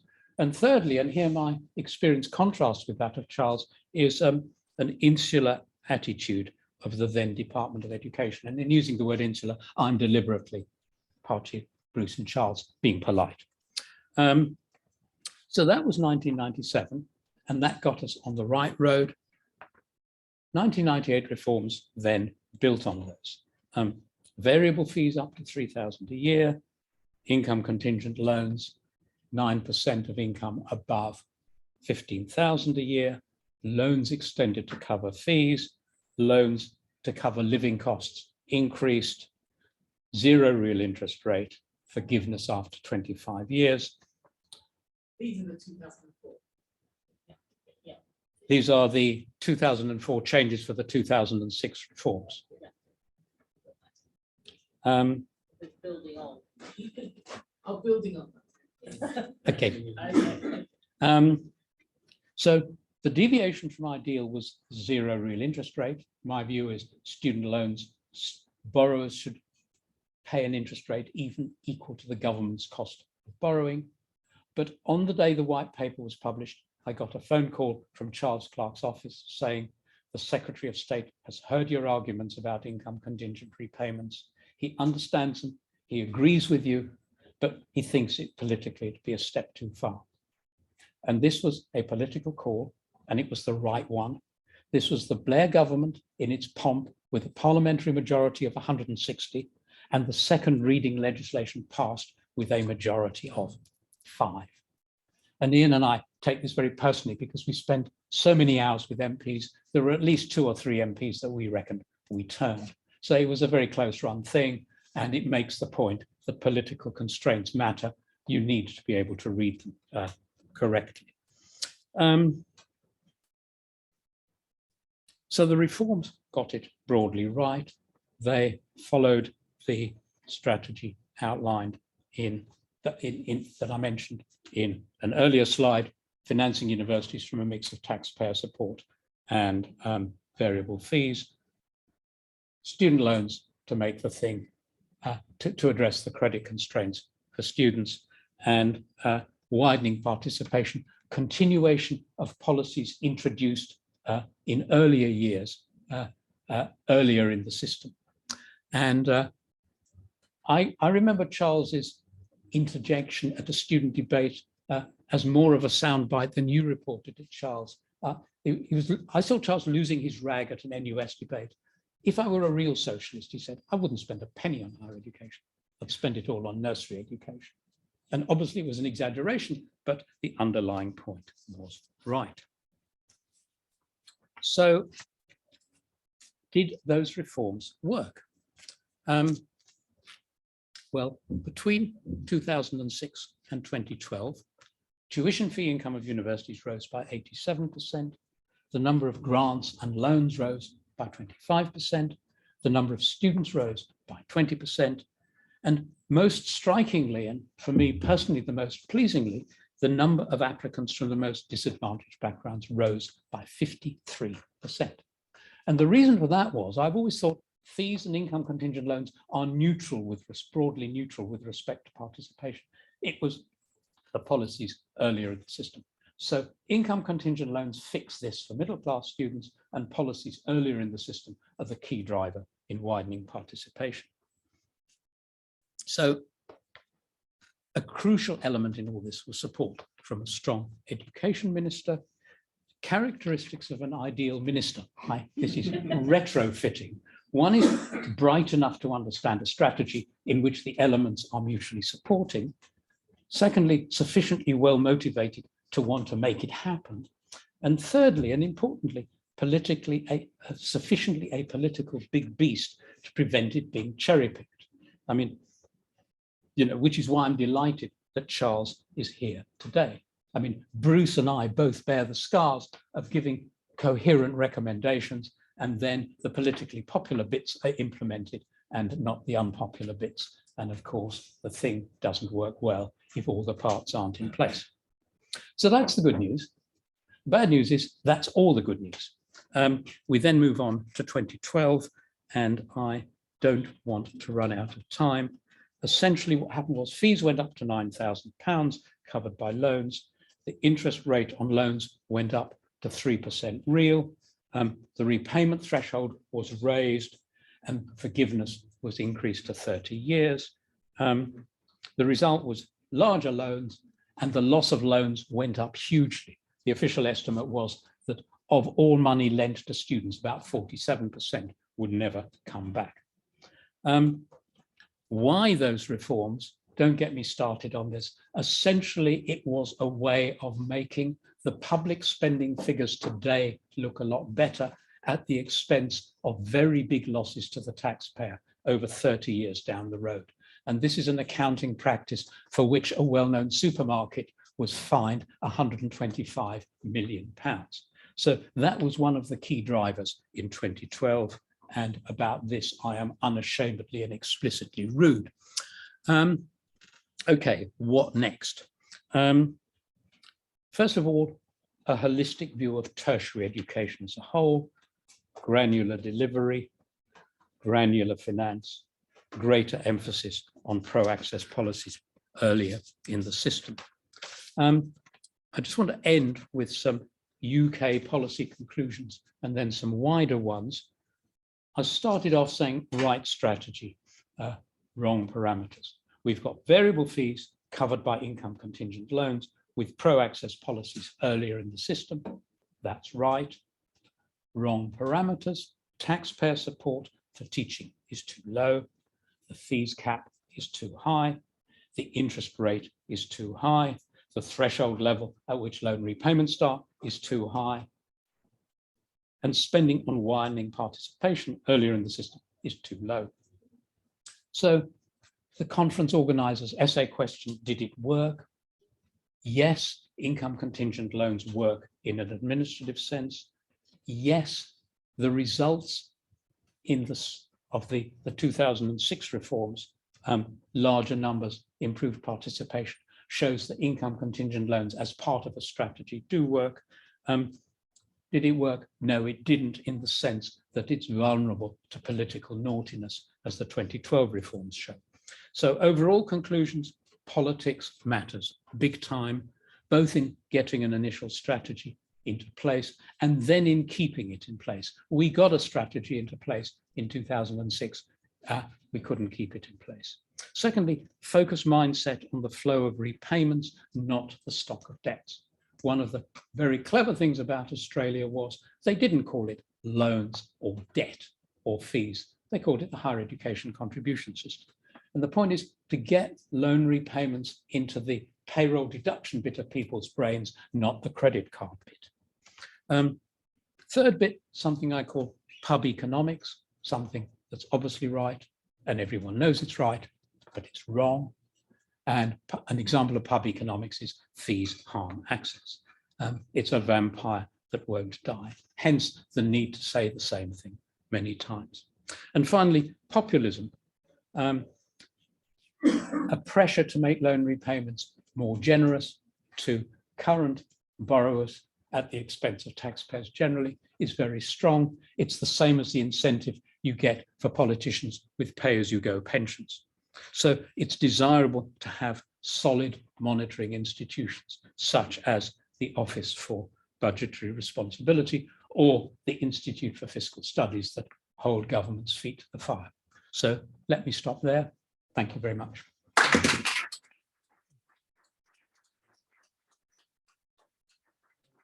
We'll move on now to have a presentation with Lorraine Dearden, and when Lorraine finishes, we'll have a few minutes to ask questions of the last three talks. And then we'll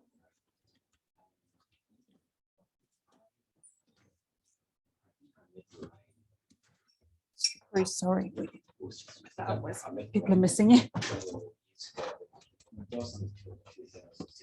Started working closely together, and I was so pleased that she was the team leader that won the ESRC Public Policy Impact Award announced on Wednesday. And I am so impressed because she was totally dedicated to helping the Colombian government. Chapman from the Colombian government at the time is now here. He's also one of the major impacts of Lorraine's work. But I've never seen anybody put in so much effort, so much commitment with really technically difficult questions, beautiful data, but it was persuading the government to allow this data to be used, and then the amount of just hard work and grind and commitment from Lorraine was extraordinary. And she's kind of one of my public policy heroes, and is one of the many people in this room that's done incredibly important work in policy, and there'll be others following her. Lorraine. Thanks for that generous introduction, Bruce. We won't underplay your important role in getting the Colombian reforms through, as well as Hillman, who's in the audience as well. So I'm going to shorten my talk because I cover a lot of ground that others have already covered. So I just thought I went back to Deering, and I just wanted to make a few observations about what he said in his initial report, how much was followed. And I think my basic conclusion is Deering got it pretty damn well right across the board. So here's his terms of reference. It was quite broad, including making recommendations on research, which we aren't focusing on today. But and this is sort of all the things that the context in which he had to make this decisions. And I'm just going to focus on a few of his sort of what he was charged with doing. Anna and Gill are going to talk about the impact of the various reforms for students over time. But I'm going to sort of look at government finances and university finances, sort of two areas that have been touched on by others. So, have its objectives been achieved? As I said, Gill and Anna will reflect on his success in regard to students. I think a lot of the objectives were achieved, but they're at risk of going in reverse because of the latest reforms. So one of the key aims, and Charles mentioned this, was that university funding per degree was declining all through the 80s and 90s, and there was a real push to get more money to universities to improve quality, and that was sort of one of the sort of carrots for universities to embrace these reforms, that they would get more resources and improve the quality of provision. And basically, that was an important bit. So what I've just picked out three things that Deering recommended. He recommended fees be introduced for everyone with a universal income contingent loan to cover the fees. That was in his recommendation. That wasn't adopted. He also recommended means tested grants available to the poorest students. And he also recommended university available ICL maintenance loans in addition to means tested grants. So that wasn't quite followed, and there seems like there was very good budgetary reasons why you had to have upfront fees initially to comply with the promises in on the first 2 years of government. I wasn't aware of that. Even though Deering said grants should be maintained, they were abolished, but they were reintroduced in 2005, but they were abolished again in 2016. I think the reason for the abolition in 2016 is down to Nick. It was a government accounting trick which drove the policy, not any real savings of government money. I think that's a mistake. It should be reversed. And that was the recommendation for a universally available ICL maintenance loan. It was partially followed, but it was always, the implementation of the maintenance loan has been weird because of last minute political compromises. I agree with Charles. It should be a non-means tested loan for everybody. And then progressivity for those from the poorest backgrounds is made up with a means tested grant. And I think I remember in 1997, I first met Anna Vignoles we were responding to the government's response to the Deering Committee. So I was 38 weeks pregnant and Anna still, I think that everybody was sitting there wondering if I was going to give birth, but that's when I first met Anna. So, but that was my point that day. You know, the recommendation that what the government had done was sensible, but the abolition of grants was a mistake. So, and interestingly, this is what Deering said about interest rates. So basically, Deering recommended that there was some sort of modest real interest rate and or something similar to the Australian system, which at that time had a discount if you paid up front. Now, a discount for paying up front is like putting a charge on anybody who takes out a loan, and it's highly progressive. And so I think that idea, and the paper that Nick, Bruce, and Susan Donarski and I do, we show that actually if you want to have a cost neutral, you know, loan system, you want to fully recover the cost of the loan system. And, you know, we talked about the optimal tax. You need a charge because the richest pay it. You need an interest rate at about the government cost of borrowing, and then the richest graduates cross-subsidize those at the bottom. And it's very interesting in Colombia, the design they've come up for is, it's about 80% of the costs are going to be covered, aren't they? But so you know, you can do it. But it's interesting going back and seeing what Deering said. So, as I said, funding per degree was falling during the 80s and 90s quite massively. And did it work? Well, up until 2007, you can see that it did. So this is the fall that was happening in the 90s. If I took it back to the 80s, it was, you know, get even bigger. And so here's the initial reforms. You can see that university, this is funding per degree. And then here's the 2006 reforms. So it got up to about, this is in 2017 dollars, and then it started declining again. Here's the 2012 reforms. However, since then, fees have been frozen. So, and there's been obviously large inflationary increases. So, you know, this is now falling quite fast and substantially. And you can see that universities are going to be really struggling. It's sort of at the level sort of pre-2006, and it's going to get worse. So you know, so it has been really important for universities in terms of funding, but it's not going forward, and that is going to be a problem that we need to think about. So Anna sort of said, you know, I think you should talk about, you know, the subsidies and the RAB charge and what's been happening. You know, there is big issues going forward. So the freezing of fees up until 2024-25, and then only increasing with inflation is going to put real pressure on universities.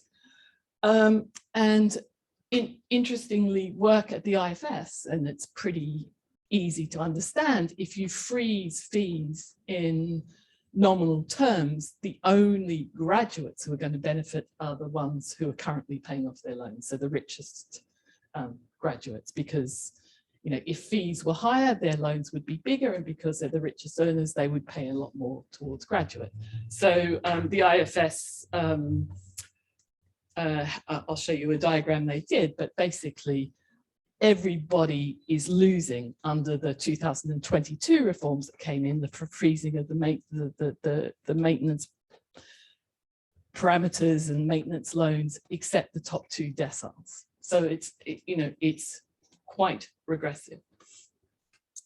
And Gill and the real substantial fall in support for students, which Gill and Anna will deal with, is a real issue. And I think it's going to become a big issue in terms of access. One of the success stories is that the biggest increase in participation has been from the poorest. If you don't have sufficient support to live at university, it's going to impact on access for those from the poorest backgrounds. So how do the finances, it's really complicated, understanding the taxpayer funding of universities. So the government pays upfront around £21 billion per cohort of individuals attending higher education at the moment. So that covers around 425,000 English domiciled full-time undergraduate students. So what does this cover? It covers the payment to universities, which is largely the tuition fee payment, but it also it covers the cost of teaching grants. And that was the big change in 2012. Before 2012, every university got, a minimum of about half of their income for each student was from a teaching grant, and the other half was from fees. So the average cost was about £6,500 for an arts or humanities degree. So, but with the 2009 reforms, basically teaching grants for humanities and the arts were cut. So the only income that universities got were from fees. And it was a substantial increase, particularly for social science and arts degrees. Before they were getting around £6,500 per degree, and it went up to 9,000. Whereas science, which had a much bigger teaching grant, they got the £9,000 fees, and they still got a teaching grant, but the increase in funding was fundamentally less. So actually, universities responded how you would expect. The best thing for them was to increase the size of popular but cheap to provide courses like business, law, and there wasn't an incentive to increase the much more, where the margins were lower. So the government thought that putting fees up to 9,000 would, have a market response, and universities would charge different fees. There was a queue because they had an uncapped student numbers, and universities, changed their provision. So people, when they think about this, think of, it's student demand, but they forget about the other part of the equation, which is universities. They need to maximize their revenue. So it's complicated. Pub economics often gives you the wrong answers. Some of the reforms to increase science provision has actually had the opposite effect. Similar debate happening in Australia at the moment. They're getting it wrong as well. So, and the problem with having so much of the money going to university from fees is it's very hard to predict how much the long run cost to government will be, because it depends on the repayment profile for every student over a 40-year period. And that's pretty hard to do now and get it accurate. And it's very sensitive to your assumptions about earnings growth, your assumptions about the government discount rate. It's amazingly sensitive to the discount rate that the government uses. Now, when we first started doing this, the government used a sensible discount rate, 3.5%. At the moment, the government's using a negative discount rate. Well, that lowers the cost because the OBR changed the accounting framework, and so there's still tricks going on to sort of make the spending look more favourable for the government. I agree. We need to go back and have a combination of teaching grants, which you can predict perfectly at the outset, so you know how much the government's spending, and lower fees with income contingent loans. I think that will give a lot more certainty to the system. So, it's very complicated and not transparent. There's a wonderful report, recent report by the IFS, which looks at this really complicated accountancy exercise and this negative discount rate, which gives a lot of strange results. So these are sort of what happened just because of the 2022 reform. So basically, this is decile of lifetime earnings by graduates. This is based on IFS estimates. You see that every cohort, except for the richest graduates, is going to be worse off. Most of it is, this is because of cuts in maintenance cuts. This is because of frozen thresholds. And this is because of, and you can see that the top deciles are gaining because of the freezing of fees. So it's deeply regressive. And this is just showing the same thing. So how much, this is showing how much in pounds each decile pays of their loans. So the top decile pays around £80,000 on average to repay their student loan. And this is the same figure as a proportion of lifetime earnings. So the highest proportion of lifetime earnings is being paid in the middle of the earnings distribution. If you designed your ICL correctly using the correct parameters, you can make both of these highly progressive. It's very easy to do. And as I said, the 2023 reforms, again, I wouldn't look too much at this, but basically this bizarre result here is due to the negative discount rate. But you know, they're not good in terms of an ideal ICL system. And I think some hard choices, particularly by the next government, whether it's Labour or the Conservatives, is needed. And a lot of the recommendations of the Auger review were not taken up by the latest reforms. So I think Deering basically had the ideas right. And again, I think the conclusion is we've got the right system with the wrong parameters. So what lessons can we learn from ICLs from other countries? It's much more progressive to have an upfront charge, as I said, for a fee, because then the richest graduates have to pay that charge, right? So you can guarantee that they pay an additional amount, whether it's 10%, or you could do it through a fee discount. And Columbia is potentially doing this, or they've abandoned it, have they? Okay. Just to clarify, right? When you say upfront charge, you mean so if somebody takes an additional fee when you take out the loan, right? So if you take out the loan, you pay an additional fee. It incentivizes those who don't really need the loan, you know, and could pay the fees up front, they'll do that.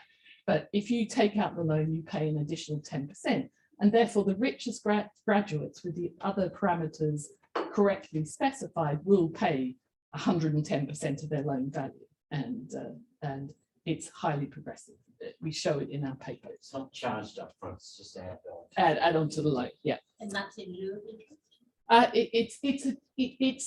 It has the same effect, but it's progressive. So you can only get so far with having, as long as the real interest rate is at or below the government cost of borrowing, things can remain progressive. But as soon as you put the interest rate up ridiculously high, like the 2012 reforms, it can become regressive because the penalty is paid most by those who spend a long time paying off their loan, and rich graduates pay off that the terms much quicker, so they pay less. So it's complicated. And the zero interest rate being promised in the 2023 reforms is problematic, and it was a problem with the initial loans. Now Australia's got a zero real interest rate, but that's just for fees, right? We've got it for maintenance here. So rich kids, if they're sensible, should always take a maintenance loan and put it in an interest-bearing account and then pay their, they'll make profit from it. It just doesn't make sense having a 0% real interest rate on maintenance loans. It wastes money. So I think you should have some sort of interest rate which is sort of pegged to the government cost of borrowing to ensure that it's never ridiculously high, but it means that people can't game the system.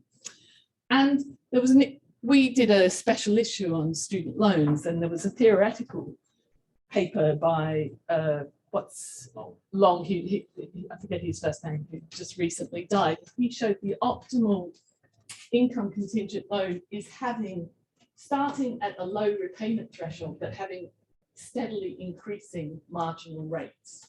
So you get a little bit, at lower. So you could lower the thresholds quite low, 10,000, just have a small marginal rate. It doesn't collect very much, but cumulatively it adds up. And that is the system that is being adopted in Colombia. How many marginal rates do you have? 4. So starting at quite a low threshold, 1 minimum wage, but gradually moving up. And that, from a theoretical point of view, is the most efficient way of running an ICL. So I'm going to leave it there.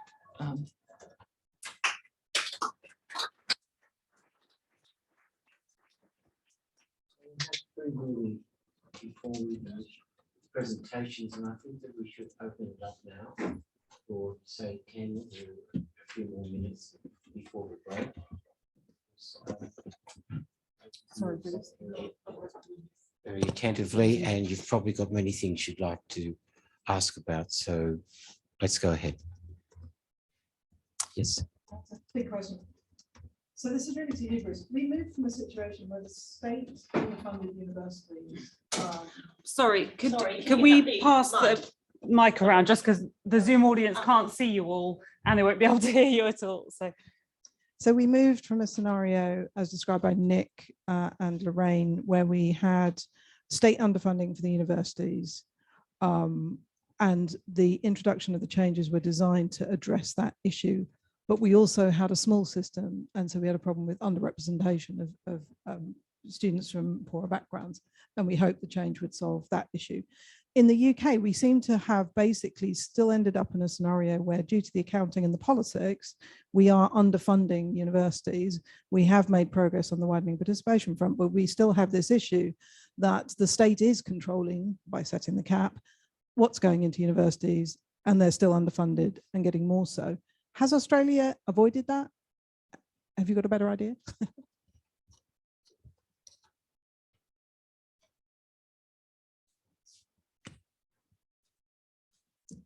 Basically, no.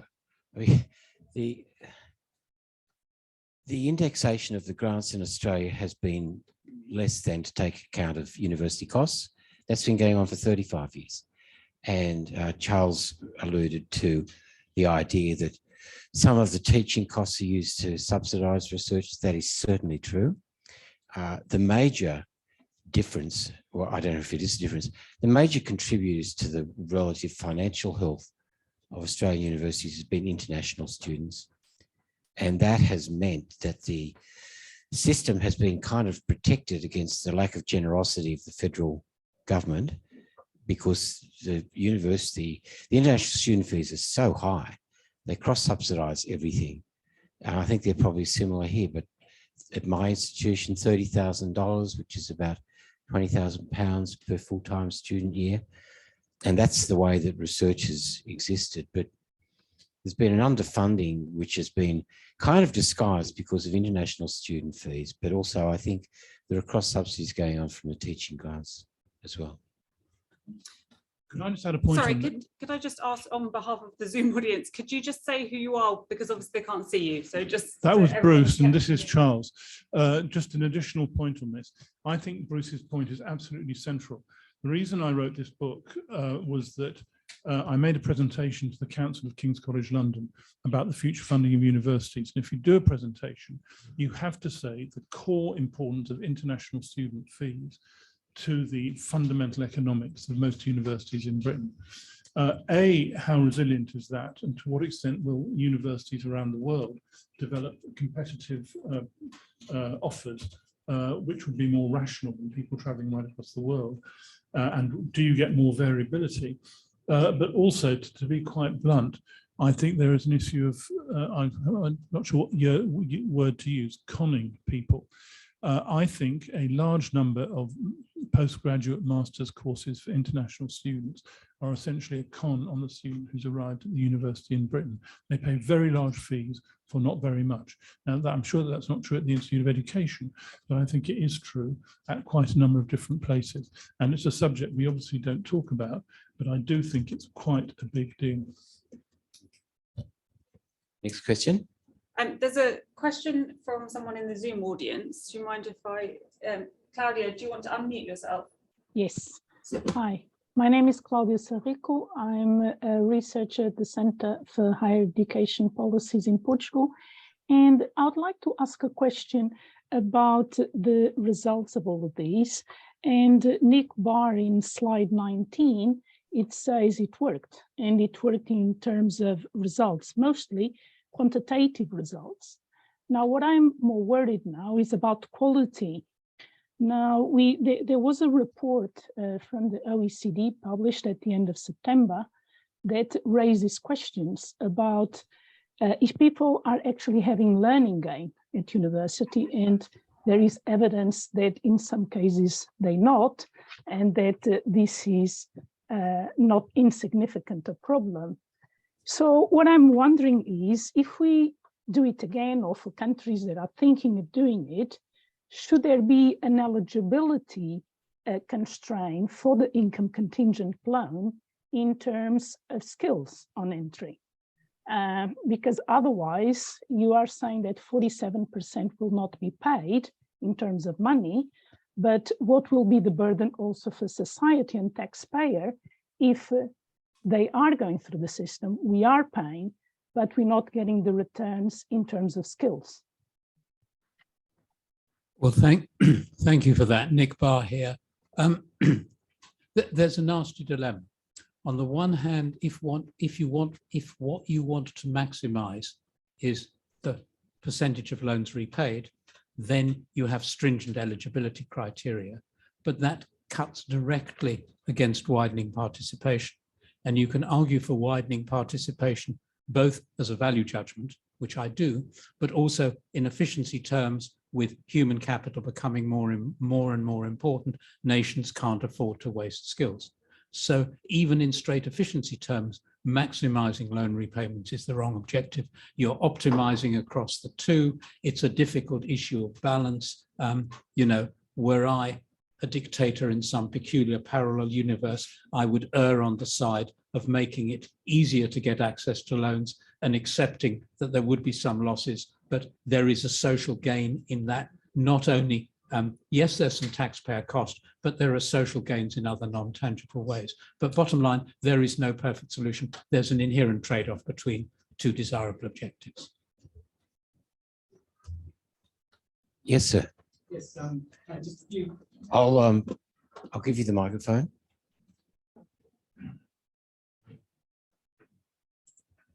Just a few quick questions. My name is Heli.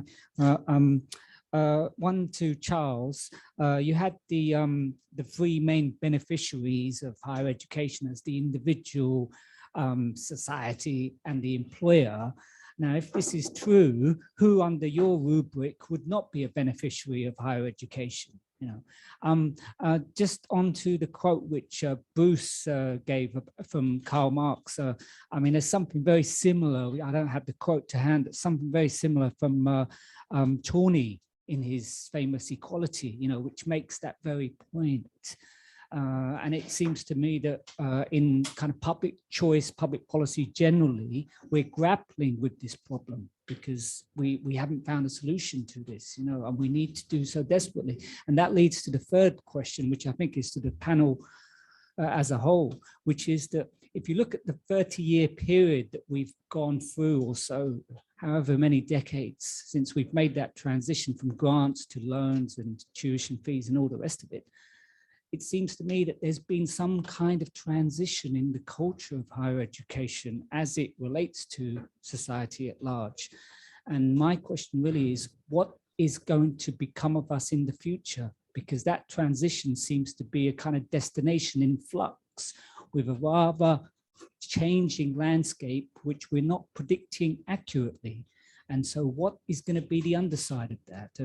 It was mentioned about, you know, the role of international students and how they're being really a buffet for higher education. Is that really sustainable? Are we going to carry on having, you know, what is really low quality education, which is #1 in the world, where we have crash after crash in society, and yet we have the best institutions teaching us the best knowledge for the highest prices, and yet we're so uncompetitive in the world? I mean, how can that be sustained?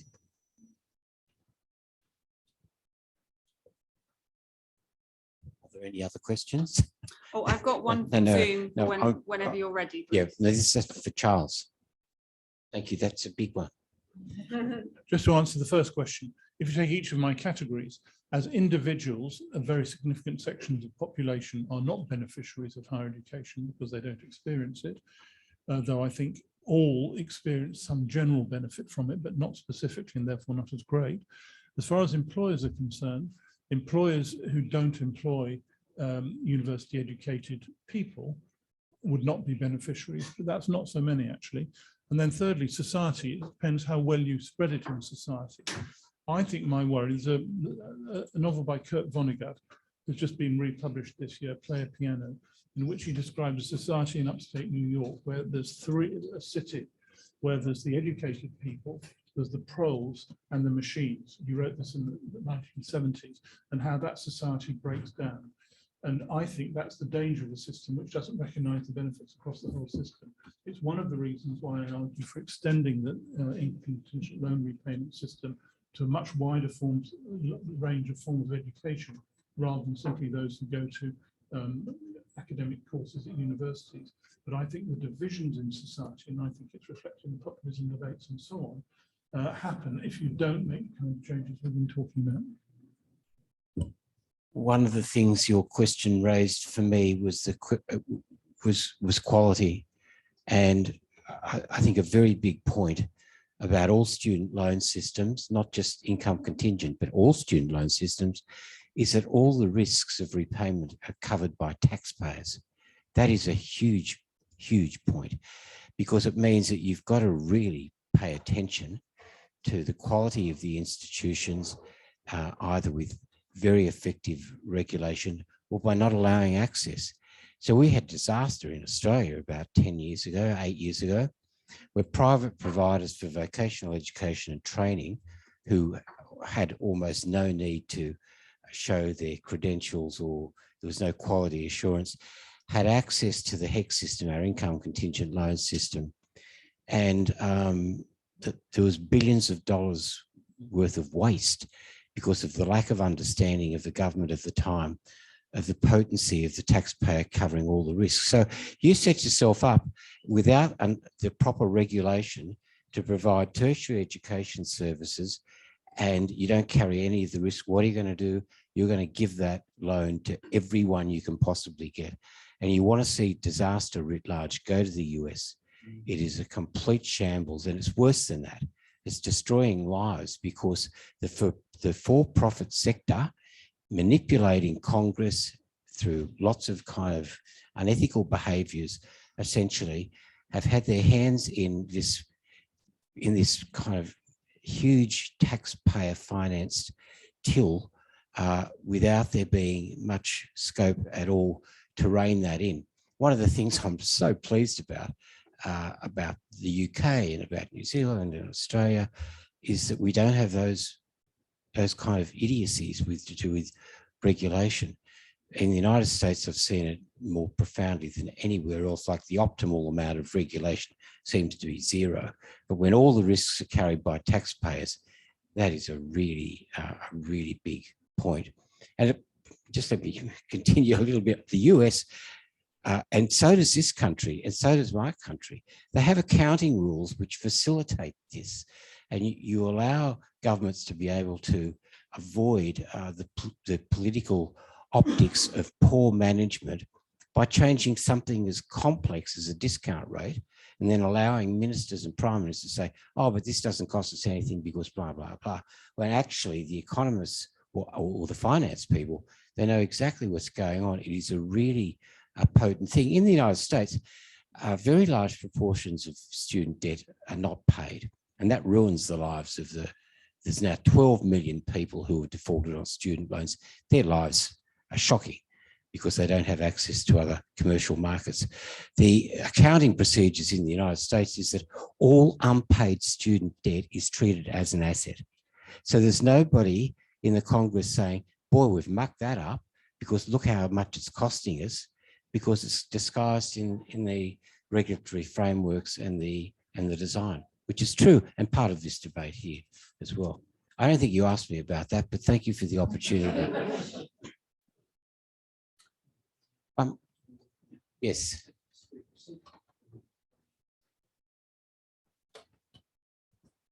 Helen Carasso, thank you very much. One of the things, and it was following on from what the gentleman there raised about the third beneficiary, the employer, we also forget, or it's very easy to forget that, of course, one of the other things Deering was very strong on in other parts of his report was the importance of lifelong learning and different types of education.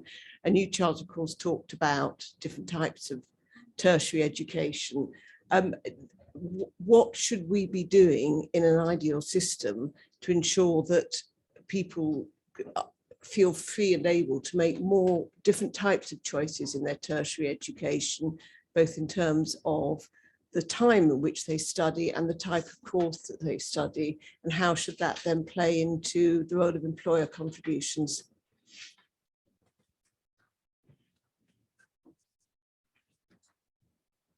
So Charles and then Nick wanted to say something about this as well. Just to say on that your earlier point, Bruce, this is Charles again, the individual learning accounts debacle of the Labour government was exactly that happening in Britain. It went completely wrong, large amounts of money being given to people for no value in what was thought to be a progressive measure, and it collapsed, and it was a terrible thing. But illustrating your point completely, it's very easy to design these things wrong. My answer to the question is I would start this down continuous professional development for life.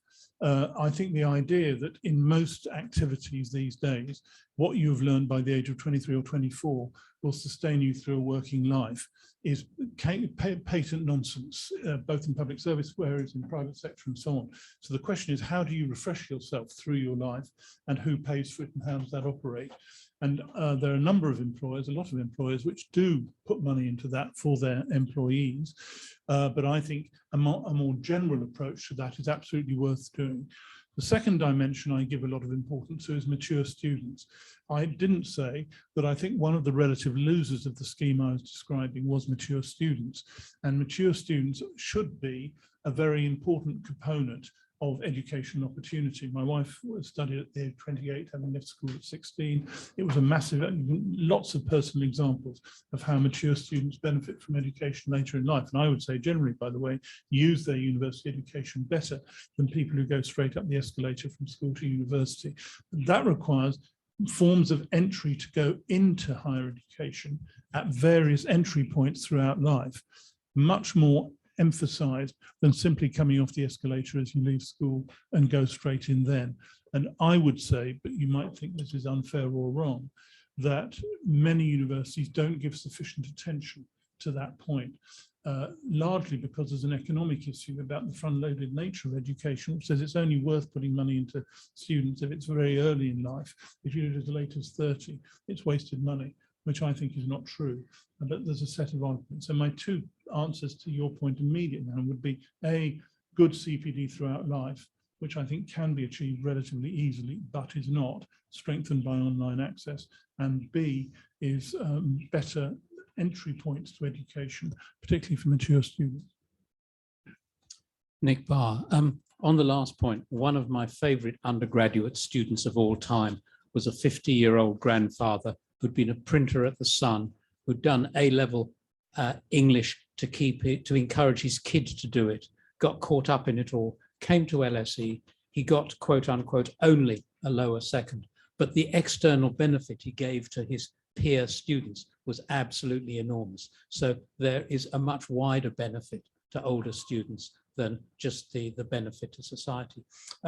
On your general point, Helen, I mean, my view, I mentioned it briefly, but I was running out of time.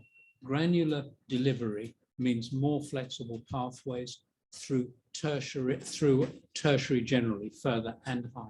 So students should have a choice of a mix of higher, further and technical education as they accumulate their skills. There should be flexibility over the time path through which they accumulate them, flexibility over modes of delivery, full-time, part-time, online, in-person, etc. To support that, you need granular finance.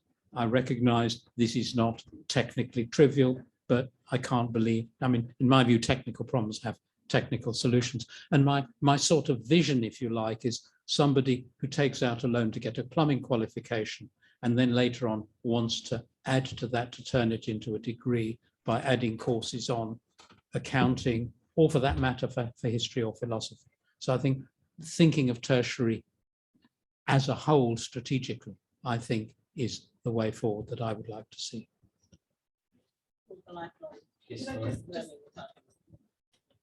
I think that was a big missed opportunity after 97. It should have been a reform for the whole post-school education. And I think a lot of former really good vocational providers switched their sort of vocational courses and the fantastic links they had with employers.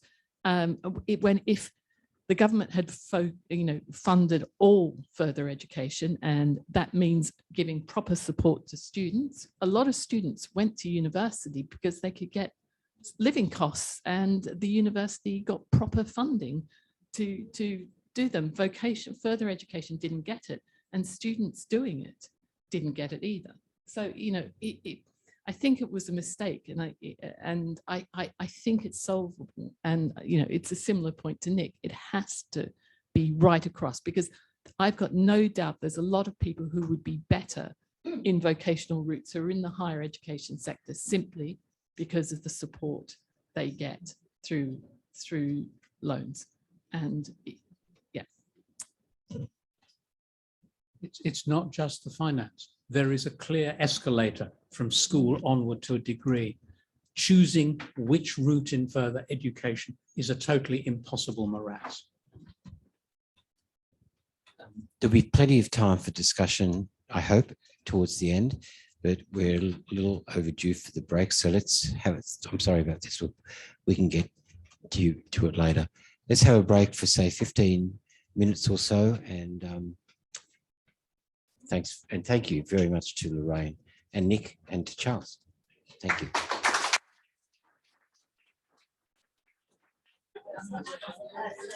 Could I have your attention? Hello.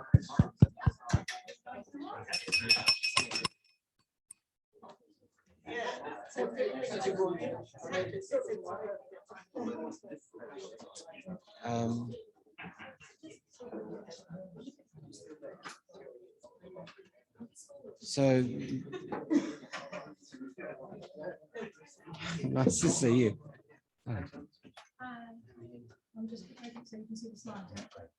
It's now time to hear from Anna Vignoles from the Leverham Trust and Gill Wyness from University College London. Often public policy doesn't actually get analysed that much and influence and use important research as a basis for change, or at least for consideration of debate. And one of the things that's true of the UK which I think is less true than other countries that I've been involved in, is the quality of the statistical work that lays behind particularly issues of access and equity in the UK higher education system. And Anna and Gill are profoundly involved in this, and it's now over to them. Thank you. Thank you, Bruce. Okay, so we've got the good slot, Friday afternoon. Please stay awake. But this is where we're going to present, if you like, the empirical evidence for some of what we've just been talking about. For many of us, this really is a trip down memory lane, certainly for me. So I was doing my PhD when the Dearing Review was going on, and it was my first research assistant position, but it wasn't to work on the economics of it, although we did end up writing a paper on it with David Greenaway and Peter Dalton, but it was actually to work on the underrepresentation of certain groups in higher education and the widening participation aspect of it with an educationalist called Frank Cofield. And it was really impactful for me, and I remember it well because it sort of set the course of what I was really interested in. And I was wondering whether we were being a bit indulgent for those of us who are younger than all of us about sort of looking backwards. And I suddenly thought when I was hearing the talk earlier, really we need a minister in the room at the moment, probably both from Australia and the UK. But if someone from whichever department is responsible for higher education, and we're not quite sure in this country, but you know, if we had them in the room listening to the discussion that we've had, we would avoid so many pitfalls, we would avoid so many mistakes. So what we're doing here, I think, is really important. And the best thing about this is it's given Gill and I an opportunity to work together again. And Gill's going to kick off with looking at some of the impact on students, and then I'll follow up on wages. Thanks, Anna, and thanks, everyone. Is everything all right here? Shall I just carry on? Sorry, Yes. please carry on. Okay. Everyone can see and hear everything. I just can't see. all the right. screen, that's all. Okay. Okay, well, hi everyone, and thanks for that introduction, Anna. So I'm going to spend the next few slides talking about or considering the question of whether the introduction of fees led to a decline in student enrollment.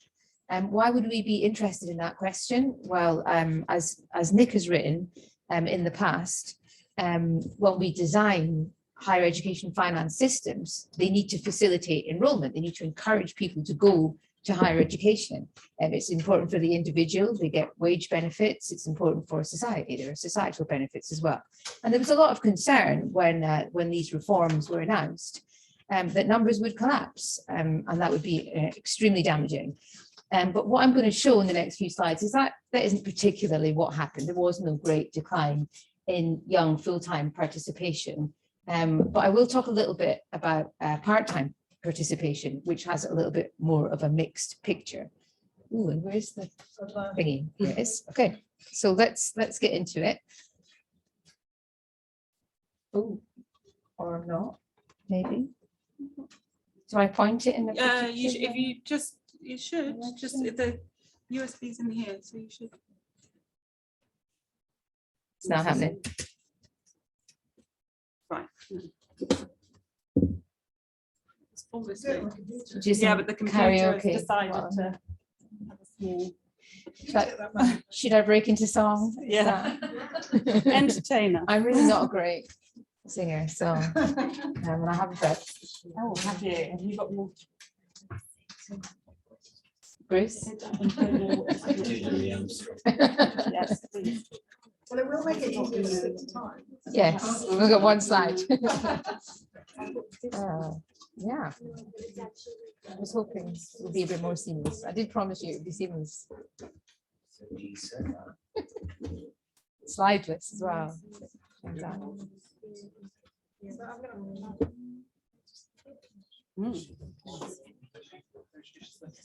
Let's just see.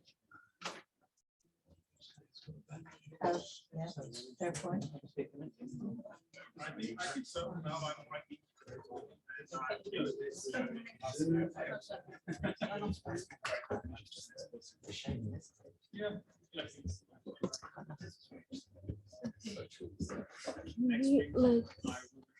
We should be able to control it. Because yesterday, the other day, the screen wasn't working, but I was able to control it from.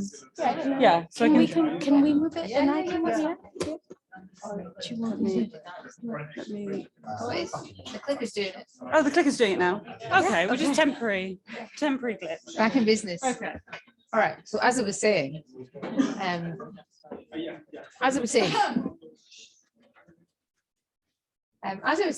there was no particular overall decline in overall enrollment. So this is a picture of full-time equivalent students, all types of higher education, all types of students, all types of higher education.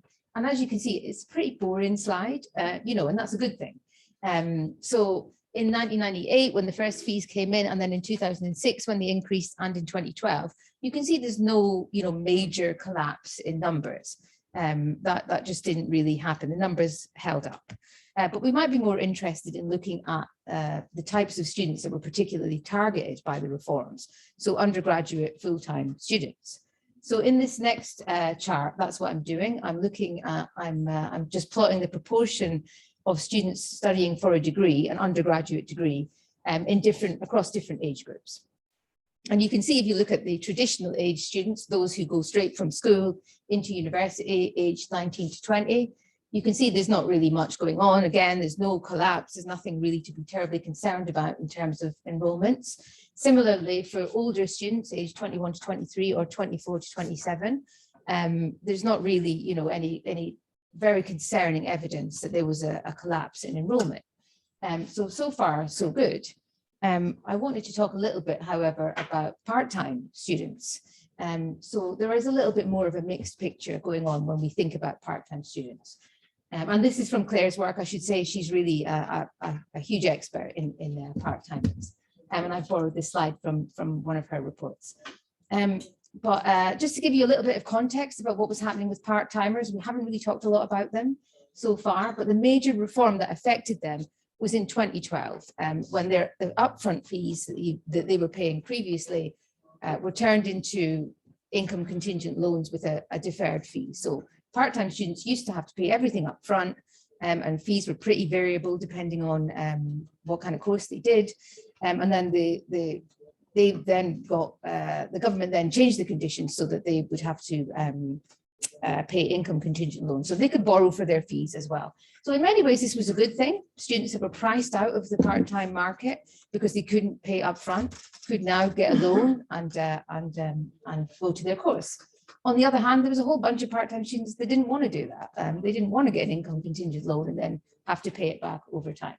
And so you can see reflected in this slide that there is a sharp decline in part-timers in 2012. So this chart is actually showing the Open University, so part-time students at the Open University, which is one of the biggest, or the biggest provider of part-time courses in the UK, and also the everywhere else that was doing part-time.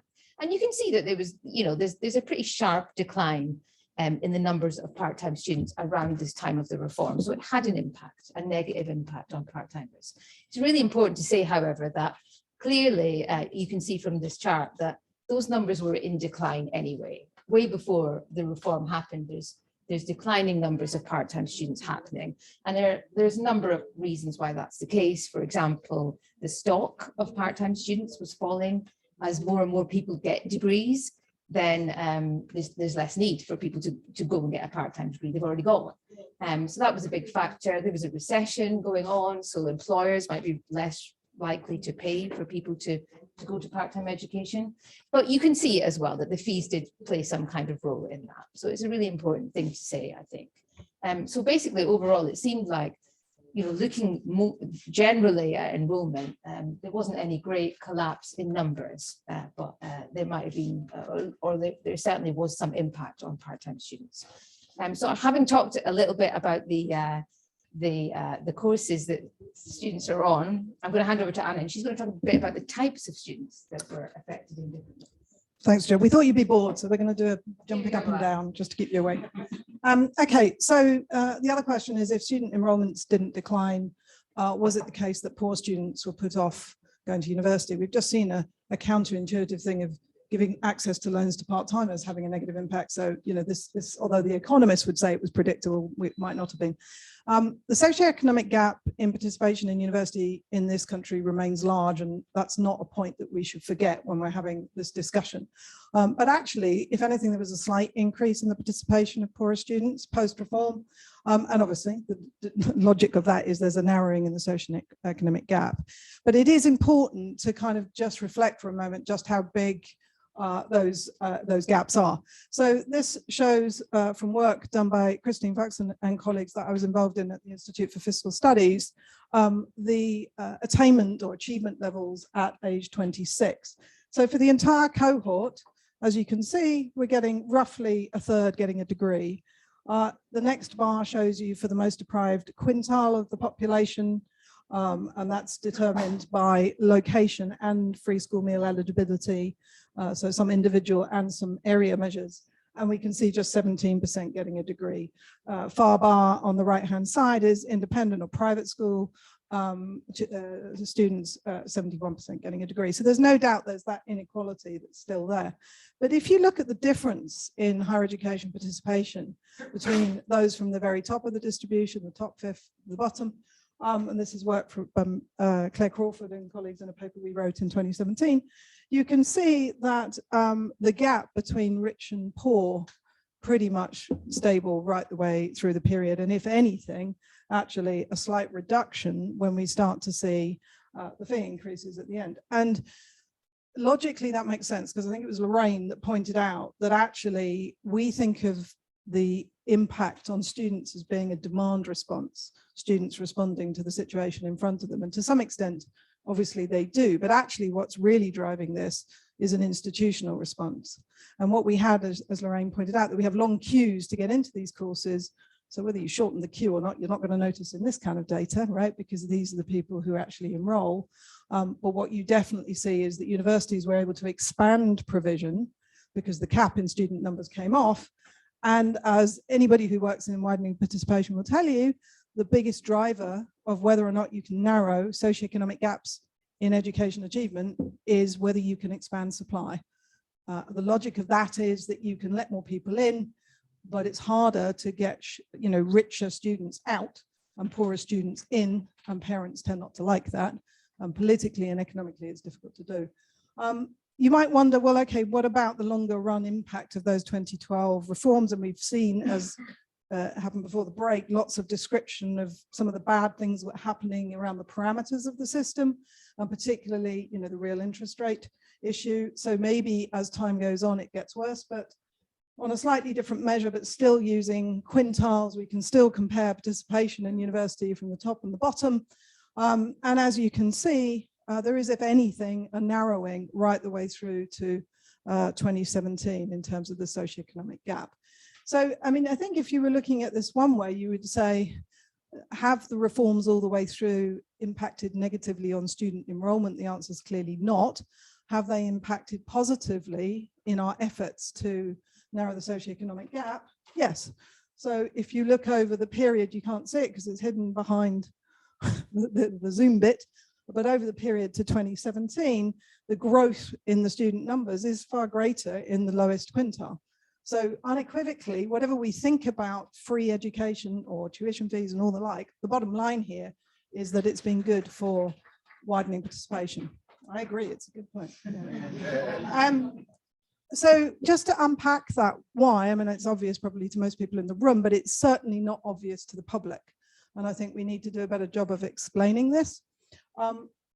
Why did it not put students off? Well, students didn't have to find anything up front, so it didn't put them off. There were increases during some of this period in terms of the funds they had to live on. And Gill's going to come back to that point going forward in a moment. You've got the biggest factor, which is the expansion in university provision, which is allowing these students in.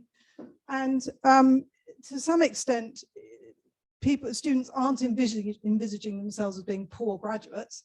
So whatever happens in terms of their expectations about labour market outcomes, actually the income contingent part of it, I think it was Nick that said, all the risk is with the state. Bruce made the same point.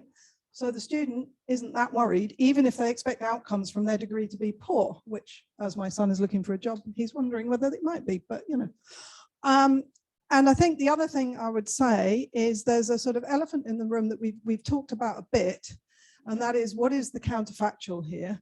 So the counterfactual of free, quote unquote, education, i.e. completely borne by the state, although we can't know what it is today, we certainly knew what it was in the past, and the socioeconomic gap in achievement and socioeconomic gap in going to university was far, far wider.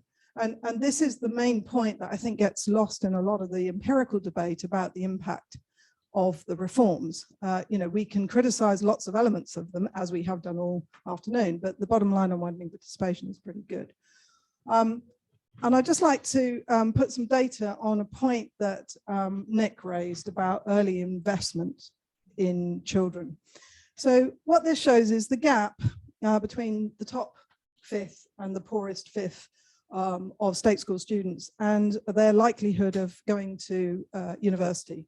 So the gaps are very large. So if you just compare rich and poor students, there's a massive gap in terms of whether you're going to university, which is the blue bar, or whether you're going to a high status institution, and we can come back to how we define that, but broadly speaking, Russell Group or equivalent.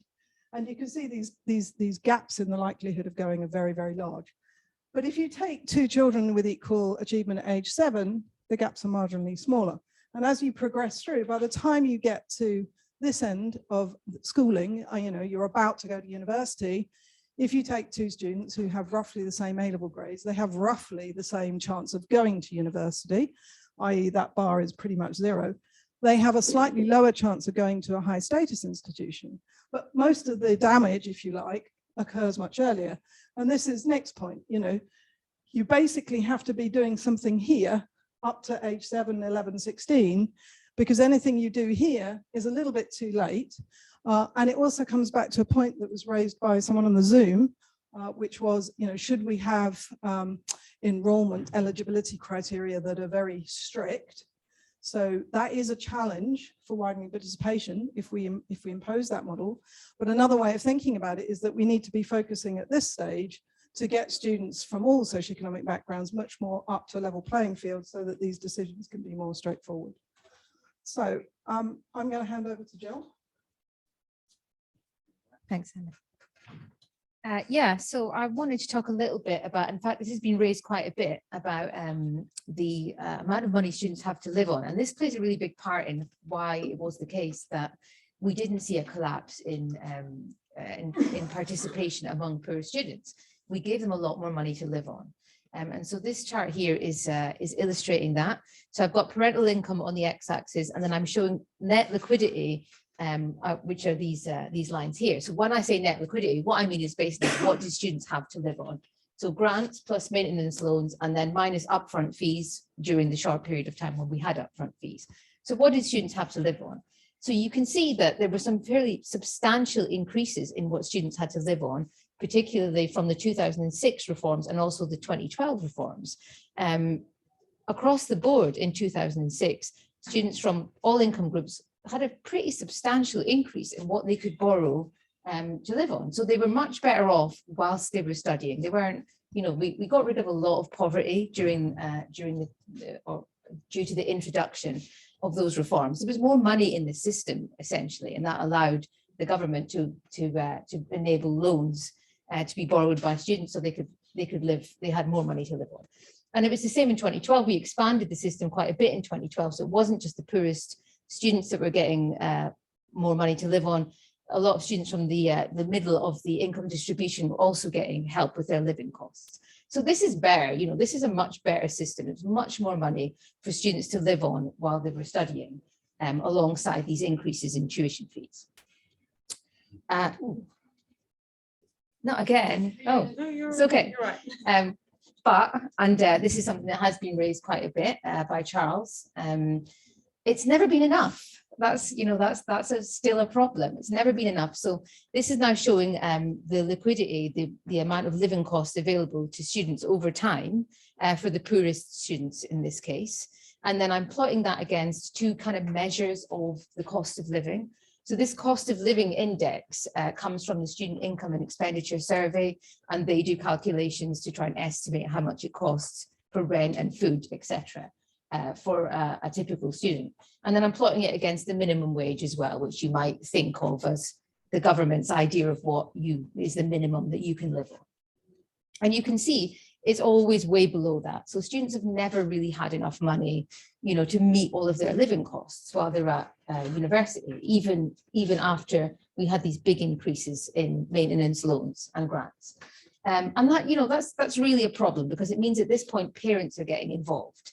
And if you don't have access to parental wealth, and you can't tap into parental income, particularly if you're from a low SES background, then you're at a disadvantage. You have to work, or you can't do what your peers do, because you just don't have enough to live on. So this is a major problem, and of course it's going to be a problem going forward. It's as everyone knows, we're in a cost of living crisis, inflation's going up, etc. Parents don't have enough money necessarily to give to their children to survive, and other students just don't have the money to live on. So this, I think, is going to be the next, it's going to be a big problem. We're just not giving students enough money to live on while they're at college.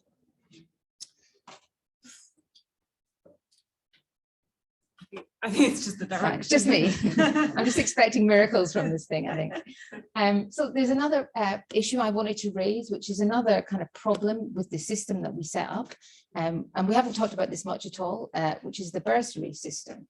So the bursary system was brought in 2006, and the idea was to channel money from the tuition fees that universities, took in as income, that they would then give that out to their students. So bursaries are a non-repayable kind of grant, but they're given out by the universities instead of the government. So it means that the university gets to decide who gets the money and how much they get. And that can be a problem, not because universities are stingy, but because universities have different resources available to them. Some universities are very rich and have lots of money, and they don't have very many poor students. So they can give the poor students that they have a massive amount of money. Other universities have got loads of poor students and not very much money. So you're going to end up with a problem here. And this chart is illustrating this here. This is a paper that I wrote with Richard Murphy looking at the bursary system. And actually, we found it to be very beneficial to students. Getting that bursary money while they're studying prevents dropout, and they do better as a result. But it's a bit of a lottery as to how much you get. So this chart here is showing the average bursary at 10 different universities. We collected this data ourselves, never again, I'll say that. But we collected the data ourselves because it's actually not that easy to find out how much you would get for a bursary at a particular university, in itself a problem. But what you can see here for these 10 universities, there's two things really that I think it's important to note. The first thing is there's a huge range of bursaries that you can get depending on which university you go to. So for example, for the poorest students here, you can get anything between £300 or £3,000, depending on where you go. So it's a bit of a lottery as to what you end up with. The other thing that's not good about the system is that it's not equal, it's not progressive. For example, you can see there are students that are from richer parental income backgrounds who are getting more money than students from poor backgrounds. This is not the ideal system, it's not progressive. And it's just a consequence of putting the bursary system in the hands of the universities. It should be centralized. We should just have grants, If we had grants that were centralized, we wouldn't have this kind of problem. So I really wanted to highlight that. And that's still an issue going forward. It's fine. I knew that. So yeah, to summarize, really, it isn't all smooth sailing going forward. We are going to encounter more problems. The level of maintenance has never been enough to live on, and it's being eroded slowly, and that's been talked about a bit as well. The freezing of the income threshold for eligibility is a problem. The maintenance loans are only being increased by about 2.5%, I think, this year. Inflation is like 10%, so they're not keeping pace with the cost of living. So then what are they for? And of course, as Lorraine and others have pointed out, we abolished grants, and that is it creates a very strange system whereby students from poorer backgrounds end up in more, debt. I hate to use the word debt, so apologies for that. But they graduate with, they owe more than students from rich backgrounds, and that's, the tax system should be fair. So this is problematic as well. I'm going to touch very briefly on the institutional response that Anna was talking about, and we've talked a little bit about this. And this is really an important point, I think. So in the 2012 reforms, they tried to encourage this market to happen. They wanted competition between institutions. It didn't really work. Everyone charged the same amount of money, and that's been talked about. But one thing that's really important, I think, is this lifting of the cap that these reforms enabled. So part of trying to get institutions to compete with each other was then it was necessary to lift the cap so that students could, that universities could compete for students. And actually, this is very beneficial to lower income students, to more marginal students. So this is a picture of the average entry requirements at universities that belong to the Russell Group, so the most selective universities, and those that are not in the Russell Group. And so as you can see, the average tariff entry score is much higher in the Russell Group. We would expect that they're much more selective institutions. But what's really interesting is when we started to relax the numbers caps in 2012, so that Russell Group universities or all universities could start expanding how many students they let in, what you can see here is this decline, a decrease in the average entry scores that students had that went to those universities. So basically what this is telling us is that the Russell Group started letting in more students. They broadened the pool of students that they were letting into their universities. And so you start seeing this slight decrease in the tariff scores of entrants. Now, who are these entrants who have got slightly lower tariff scores? Well, they tend to be students from lower SES backgrounds. They're the ones who typically have slightly lower qualifications when they enter university. So this is a good thing. This is unequivocally a good thing. You're broadening the pool of students that are getting into university, and that tends to mean letting in more marginal students who are from more disadvantaged backgrounds. On the other hand, if you restrict supply, if you put caps on, you restrict supply, as Anna said, it's the most advantaged households, students from the most advantaged households that are able to take advantage of that and get those places. And we know that there are rumours that the numbers caps might be going back on, and this would be a pretty bad thing for access. So I vote no on that front. And I think back over to you. Yeah, thank you. So we're just going to end by actually looking at what happens when graduates go into the labour market. I mean, this is important from a sort of public policy finance perspective, obviously, because of the issues raised by all our previous speakers about whether or not the loans get repaid. But I think this is also getting to the heart of some of the political problems we have with the system, because this is about what the top half of our distribution of young people do, because these are mostly people who go through the system straight off, what they do in the labour market and how much they earn. So we looked at wage returns. It's important to obviously make the point that we cannot view high returns as a success and low returns as not as a success, because it's a combination of both demand from students for particular subjects and the supply of university places, but also when they get into the labour market, demand from employers for different types of graduates and how that relates to supply. But I think it can illuminate some of our thinking on this. Now, which one am I supposed to point this? Right. So if we had to stop now, and we said we might finish it according to the original time, but I think we might take an extra few minutes. If we stopped here, this is the bottom line. So a degree still gives you a pathway to relatively high earnings. So all the points made by the previous speakers about why you have to have income contingent loans and why this is sort of progressive still hold. But there's no doubt that the variation in graduate outcomes has increased as we've increased the supply of graduates coming onto the labour market. And we're seeing big differences between institutions and subjects. Just to be clear, we would have always seen big differences between institutions and subjects, but often the data was lacking and we didn't really have a good picture of it. But looking at the current data, it's very clear that not all of those differences are purely driven by selectivity and who takes which different degrees. So if I'd known we'd had a click, I wouldn't have done that. So these are the average returns at age 29, sorry, not 26, age 29. So we could think of these on these bars as wage premia. The blue ones are men, the orange ones are women. So we can see that there is a large premium, if you like, for a graduate, whether you're male or female. And then the second bar accounts for background characteristics, excluding attainment. So background characteristics include gender and a few age and a few other points. You can see this reduces the apparent premium associated with the degree a little bit. But the big story here is what happens when you allow for attainment.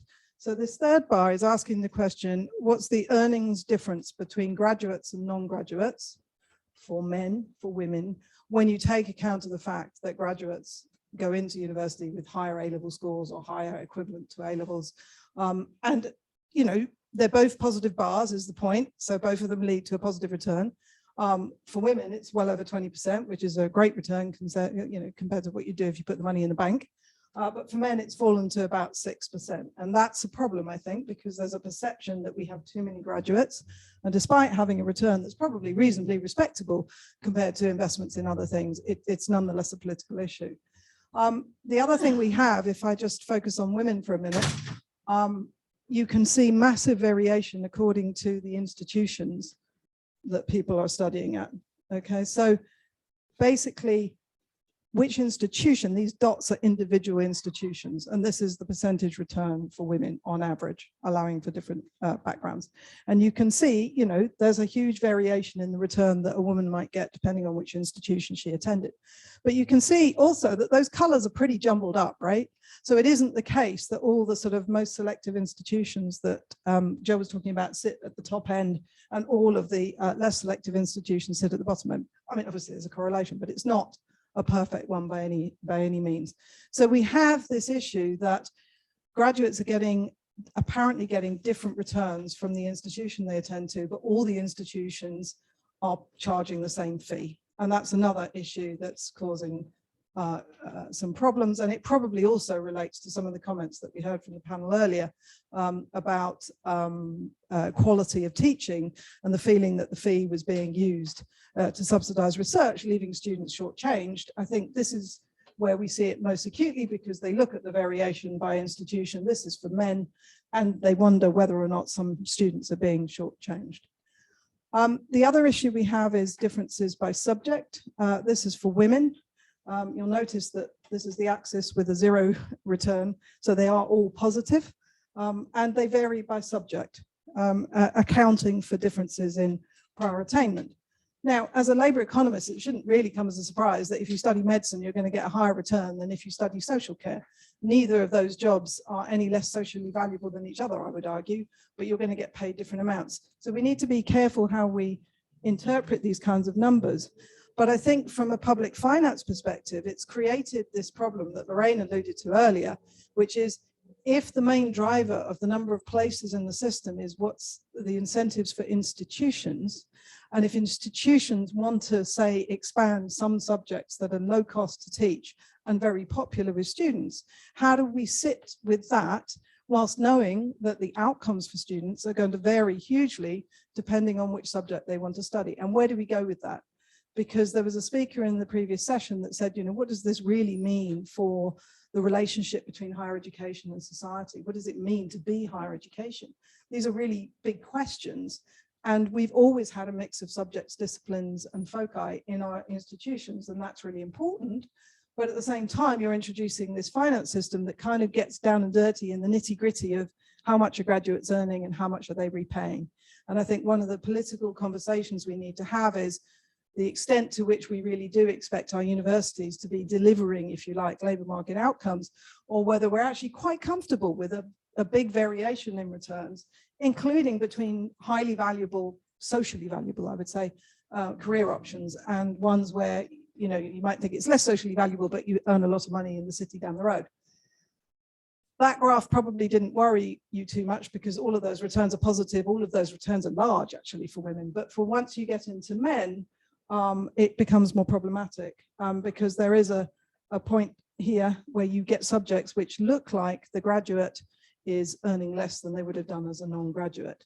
And some of that is simply a reflection of the kinds of occupations that people can go into, teaching, social work. Real wages have fallen back. But there are, significant questions about what kinds of skills the labour market actually wants at the moment. So I'm just going to end with one final bit of empirical evidence, which I think is also important to remember when we're talking about what our higher education finance system might do for widening participation. When graduates leave universities and go out into the labour market, in our work, this is a paper with Lorraine and Jack Britton and me, you can see that there's a socioeconomic gap in earnings, even for graduates who are graduating from the same institution with the same subject. So this is another issue that you have. What are you expecting the higher education system to do? Because it can't necessarily break down the kinds of barriers that certain types of students experience when they make that transition from university into work. If you can afford to stay at home for 6 months and do a really good job search, you're probably going to end up in a better paid job than if you needed to earn money day one. And there are lots of other reasons, including obviously discrimination, where you might see this. But again, it's an issue of if we judge universities by the outcomes, the earnings outcomes of their students, and relate that to the kinds of fees they can charge and bring it all into the economic sphere, we've got some problems here because lots of this is outside universities' control.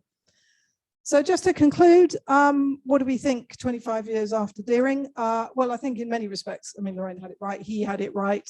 We've seen increases in student numbers, widening participation's improved. Gill's point is central here. We can't be sanguine about the impact of cost of living, and just generally watching both the maintenance and the fee erode in real terms. And on the maintenance side, what that's doing for costs of living and students, and on the real fee issue, what it's doing for the quality of education in universities. So these all remain fairly big problems. And then politically, I think there are two issues. Is there a point at which we don't want to expand higher education anymore because of those returns being low for some groups? And if so, and we do reintroduce the number cap, what will that look like for the socioeconomic gap? So we will stop there. Thank you very much.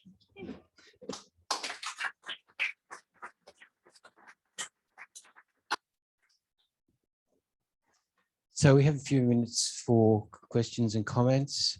Lorraine?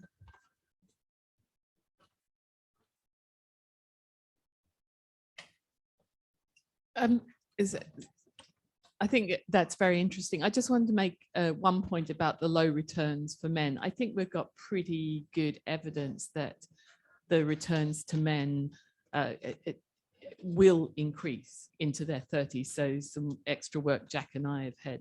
Women, the returns tend to materialize at a much younger age than for men. So the point's still valid. There's huge variation, but I think we probably, to get the full picture, we have to probably hopefully wait till they're about 34, 35, 36. Other data sets suggest that's when sort of for men in particular.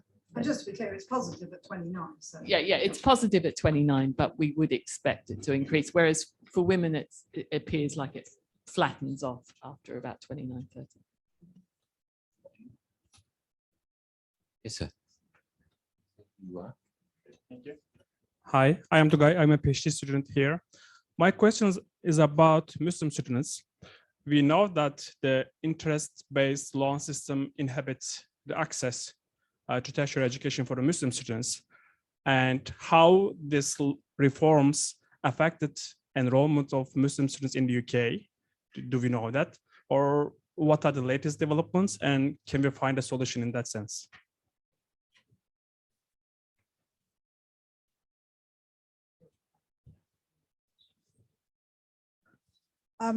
So the short answer to do we know is no, because although we have some ethnicity data, we wouldn't be able to deduce from that whether or not you've actually seen a marked decline for Muslim students. Obviously, alternative arrangements have been suggested, but they're not a take-up. And I mean, actually, maybe Claire might want to come back on that in the panel later, or indeed now.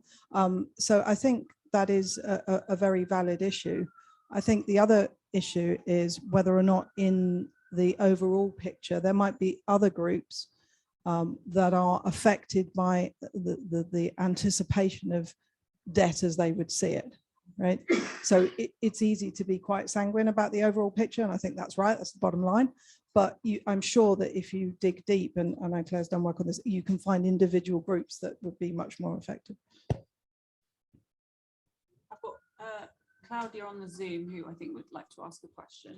Yes, so I want to go back to the returns. Anna's just said that, you know, there's this issue of low returns, and it raises the question, should we continue having more numbers in higher education? So for me, it's great to have more numbers, provided we have a return, but not just a return in terms of the wage premium, but a return for society in terms of skills. We do know from the survey of adult skills of the OECD in 2012 that the wages, so the earnings, is more correlated with formal education, so with a credential, than with the skills. Is this sustainable? And so we're measuring the return in terms of the wages. And of course, if you increase participation, those that have the credential of higher education are going to earn, in principle, more than those that have secondary education. But if they don't have learning gain, what is the rationale for us, the taxpayer, continue to invest? So this is my worry. And of course, we are now doing the survey of adult skills for 2022, 10 years after. I think the results will only come out in 2024, so we can see how things are changing with increased participation. But this is really a question that I'm worried about in terms of the skills more than the wages. So this was my comment and my question, if people want to comment. We could take that as a comment. Okay. Yeah. Nick. No, Anna's agreeing, or she's not disagreeing. Nick Barr here. I just wanted to add to a point to the answer to the previous question about interest rates, which is just to say, if people's mindsets think on the stock of debt, the loan, and the repayments and the interest rate, then interest rates can be relevant, and we're seeing that now. If you can reframe it, as they have in Australia, so that people see this as a payroll deduction alongside income tax and national insurance contributions, then that whole interest rate calculus goes out of the window. So I think part of it is what one would say if everybody was rational and calculated in their heads in present value terms, but that's not the way the world is. If you frame it as a payroll deduction and people see it that way, then I think the problem attenuates, if not disappears. And the other point about interest rates, which Nick makes all the time, is that a high interest rate on an income contingent loan does not affect how much you pay in any period. It means you pay longer. So that's why we expect that the implications are quite complicated, because to have a real interest rate might add 2 years on the repayment of a debt that you're already expecting to pay for 12 years or something. So the discounting is going to be important. Claire. I'm going to bring this up in my presentation, but I think it's really quite important to know what graduates see every month. And what they see is the bottom line. And that bottom line includes interest. So while absolutely they don't start paying off their interest until they've paid off the principal, but when they look at their balance, their outstanding debt, what they are seeing is both the principal and the interest. And I mean, just again, for the Muslim students, I mean, there are narratives in the work I've done which are excruciating in terms of when I have a couple of Muslim students who realize, graduates, excuse me, who realize they're paying interest on their loans. It is the most heart-rendering interview that I have amongst the whole 100 interviews.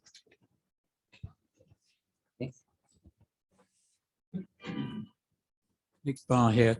To Claire's point, I mean, Claire you have said in a much more eloquent way exactly what I said before, that if you frame it in terms of debt and interest, it scares the heck out of people and causes the political ructions we see.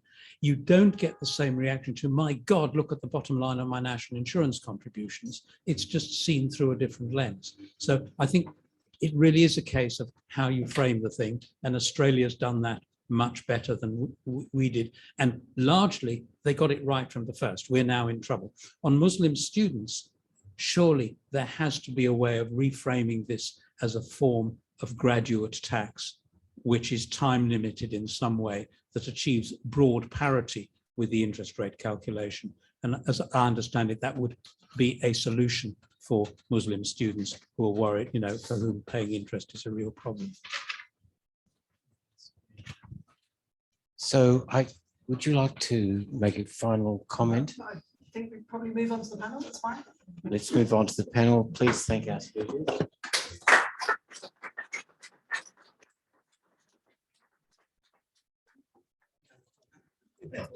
Okay, so thank you very much. And I think we should all get a prize for being here quite so late on a Friday, but it's been a fantastic afternoon, actually, really interesting. And we're now going to have, which is a sort of combination between a series of presentations and a panel discussion.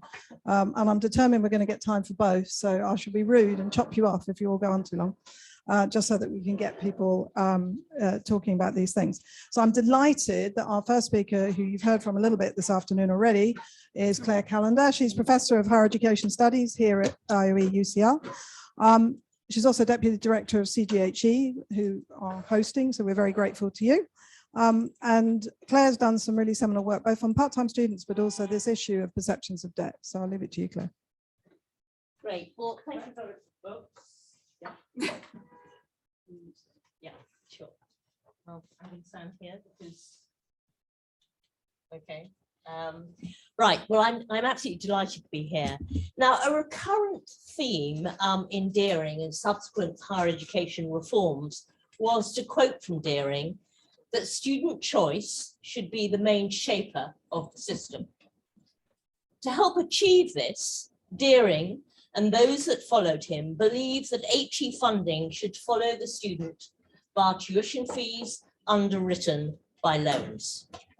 This was instead of the government giving block grants to universities, which purportedly stifled competition. Thus, student loans act as a voucher that students can redeem at the institution of their choice.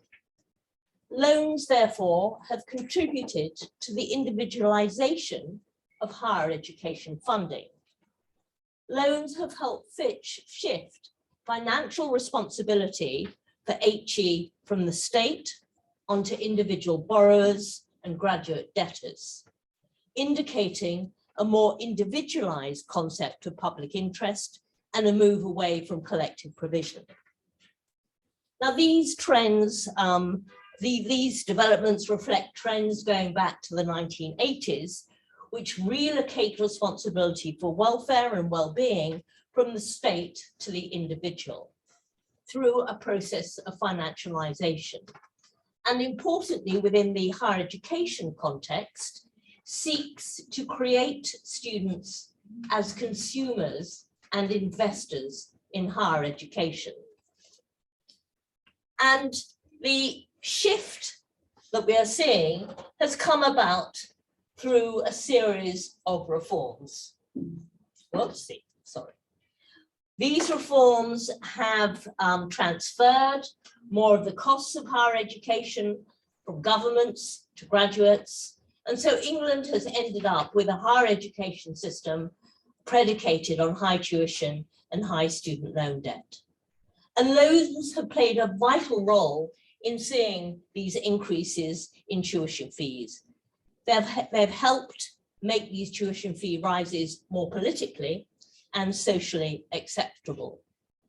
And with each reform, the burden of student debt has increased. And consequently, as a result of these reforms, we now have a system whereby all but the wealthiest take out loans to fund their studies. More students than ever are taking out loans They're more reliant than any other OECD students on public funded financial support. And as tuition fees have increased, so has the size of student loan debt. So English graduates leave higher education with the highest average debt in Anglophone world. And it takes graduates far longer to pay off their loans than, for example, their peers in Australia or in the USA. So graduates can expect to be repaying their debts for most of their working lives. Now, despite this continuing rise in student debt, policymakers and other commentators have been largely silent on the issue. Indeed, governments and policymakers to this day attempt to erase the whole idea of student loan debt from the policy agenda by arguing that student debt is not real debt. I'm afraid to say, Gill, you've illustrated that with your comment. I hate to use the term debt. This, of course, is, and the reasons they do that is they suggest that it's not real debt because the loans are income contingent and the low repayments are deducted at source. And of course, this is true. I'm not arguing that, but I would want to suggest it's a partial truth and it hides other truths. I suggest that this stance nurtures the idea that the size of graduates' debt doesn't matter to graduates, and that this thinking allows graduate debtors' experiences of living with student loan debt to be ignored by policymakers and others. It is a belief that I believe can blinker and limit our understanding of student loan debt and its consequences for graduate debtors. Now, there are two areas where student loan has appeared on the horizon of policymakers. And that is the first one, which actually Anna was talking about, and that is the extent to which the changes in student funding have deterred participation. And Gill and Anna have covered that very comprehensively. I've got nothing to add. And normally the narrative actually excludes any attention to part-time students. So again, I'd like to congratulate both Anna and Gill for including that. Now, I'd love to talk more about part-time students, what's underpinning those falls. I haven't got time. But it's important to note how part-time students were largely dismissed by Deering and subsequent Labour governments in their student funding settlements. And the current funding arrangements also have been unable to stem the decline. Suffice to say, despite both Deering and David Willits making public apologies for not getting the financial support for part-timers right, we still don't have the radical policies needed to address the decline of part-time students. Now, the second area where student loan debt came onto policymakers' vision was actually included in Lorraine's study, in Lorraine's presentation, namely in relation to the overall costs of the student loan system, the returns of higher education, the RAB charge, and the level of government subsidy. And I would like to argue that this is not just a problem for the Treasury and the taxpayer, it's also a problem for graduates. Yet government policies continue to actively encourage student loan indebtedness and to normalise student loan debt as an investment in future earnings potential. Indeed, governments' funding policy documents portray income contingent loans as fair and progressive and as a positive, normalised and harmless transaction. However, this is not necessarily how graduates see it. The only report that actually mentions student loan debt on graduation is the ARGA report. And they say a significant minority of university students are left stranded with poor earnings and mounting, please note, the debt is inverted commas in the original, questioning whether actually it really is debt. And this has personal consequences for those whose expectations have been disappointed and economic consequences for the state that foots the bill. Yet Auger and like Brown before it and later government documents exclusively focuses on the economic consequences. They do not look at the personal consequences for indebted graduates, and the experiences of student loan debt remain unexplored and ignored. So I want to very quickly, how much time I've got left, Anna? So I want to very quickly turn to the personal consequences. My research under CG has all been involved in examining the influence of student loan debt on graduates' lives. I've used both quantitative data, primarily relying on next steps, and qualitative data based on 98 interviews with English graduates from the 2006 and 2012 funding arrangements. So our research, specifically within the context of income contingent loans, seeks to fill gaps in our knowledge about graduates' lived experience of student loan debt. It aims to challenge some of the policymakers and others' misplaced assumptions about student loan debt embedded in government rhetoric. But above all, I hope our research informs a more rounded debate about student loans and student loan funding. And it's at this point I'd like to acknowledge the contributions of Dr. Ariane de Gail-Don, Dr. Susie Davis, and Professor Simon Desjardins, some of whom I think are in the Zoom audience. So let's start with the good news about student loans. This is based on interviews that I've conducted, just under 100 interviews with graduates. Now, by definition, time, and I've only got 5 minutes, only permits me to give the headline findings. And so by definition, it's somewhat superficial. I apologize for that. I just want to get a message across. And HEPI has published something where some of the qualitative evidence is presented. So firstly, graduates believe that the loans help facilitate access to higher education and is an enabler, and they are an enabler. In other words, in terms of widening participation, reflecting Deering's aims. The loan repayment system is well regarded by graduates, particularly the protective repayment threshold and the monthly repayments, which are largely deemed as affordable. And the graduates really appreciate the way in which loan repayments are automatically deducted at source from their wages. They don't have to worry about their repayments. They're more likely to see their repayments as a payroll deduction, and it can help put their loan repayments to the back of their minds. So graduates do value all the protective features that we have discussed, and that's terribly important. And it confirms in many ways that loans are doing what they should be doing, what they say on the tin, and that's really heartening. But there are other aspects that graduates find deeply problematic. They believe tuition fees are far too high. They believe that the amount of debt that they owe is far too high, and that creates a burden for them. It can lead to anxiety and despair and other negative emotional and psychological reactions.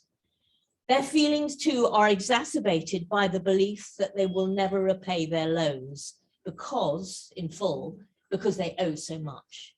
In other words, they have borrowed money that they know they cannot repay. And for some of them, this is a real issue. They also hate the interest rates, including our 206 lot who are in here. What they can't bear is they go and they look at their statements, and what they see is they've been repaying regularly, and the bottom line is hardly moving or hasn't moved at all. And they resent particularly paying interest on their loans while they are studying. So these high interest rates add to the feeling that they're never going to repay their loans. And this in turn adds to a feeling that their repayments are absolutely never ending, that they're going to hang over them for the rest of their lives. Of course, the debt is going to be forgiven after 25 or 30 years, but that's so long into the future that that exacerbates this feeling that my repayments or the repayments are never ending. But loans can do more than that, and this is a real worry. Loans actually are factored into other elements of graduates' lives. And here I'm only drawing from graduates from the 206 system, quite intentionally, because that's the most generous, relatively speaking, system. And I thought Charles would be still here and would want to hear what the outcomes were. But anyway, so while graduates recognize that going to university with the aid of student loans can open up many doors and many opportunities, but leaving university with large amounts of debt can also close doors and stifle future opportunities. So what are we showing? I'm going to, given I've only got a minute, that student loan debt can affect job decisions. It can affect both negatively and positively whether or not to go on to postgraduate studies. Because people already have enormous debt, adding a few more £1,000 of debt doesn't matter, but for others, the existing level of debt is a deterrent. It affects housing options. It limits their housing options. And indeed, the work I did using Next Steps shows that graduates who didn't take out loans are far more likely to be owner-occupiers and not to live with their parents and not to rent accommodation than graduates who had taken out student loans. And the worrying thing is that graduate debtors look much more like young people who had never been to university in terms of their housing situation. In other words, there's a question of the extent to which student loan debt actually helps perpetuate inequalities in wealth. And finally, there are other financial considerations that student loan debt affects. The ability to save, both for a deposit for a house, but for emergencies, towards children, towards pensions, and whether or not to have kids, or more likely, how many kids to have. That student loan repayments end up within the calculation of the cost of having children. So to conclude, last point, I promise. Debt can take a psychological toll on graduates arising from the size and the longevity of debt and on the interest charge. All can potentially damage the lives and the aspirations of future generations. Graduate experiences indicate that loan debt can change behavior and that loans designed inter alia to promote opportunities can restrict them too.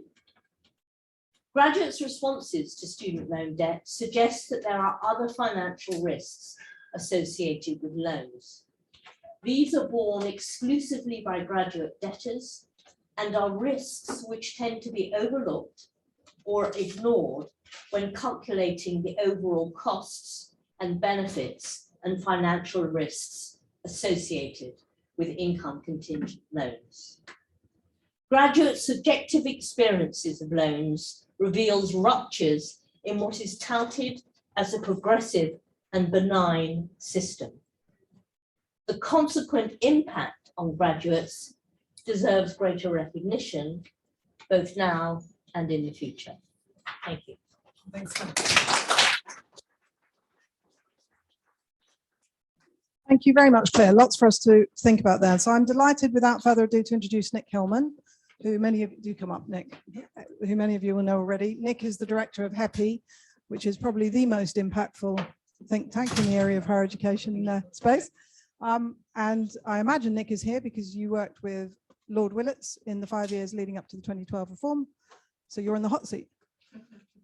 Yes, and I think I'm a stronger defender of it probably than most of the people in the room, judging from what I've heard. So thank you, Anna. I've been told I've got 15 minutes and I want to make 10 points. I'll go quite quickly, but and they're quite wide ranging. But the first point I want to make really is about Lord Dearing himself, because HEPI, the organisation I run, the Higher Education Policy Institute, which, as Anna says, is an independent charitable think tank, our first chair before I got there was Lord Dearing. And the reputation we have, hopefully for independence and evidence-based work, partly comes from the way in which Barr and Bacradnia, my predecessor, and Lord Dearing and other people involved with HEPI in its early days set the scene. And I just want to read you one very quick anecdote that my predecessor wrote on the occasion of our 18th birthday. We're actually 20, we're 20 this month, about Lord Dearing, because Barham said it was essential if HEPI and its work was to be authoritative and credible, to be seen to be that it should be seen to be independent of any outside, especially any official body. It didn't take us long to establish those credentials.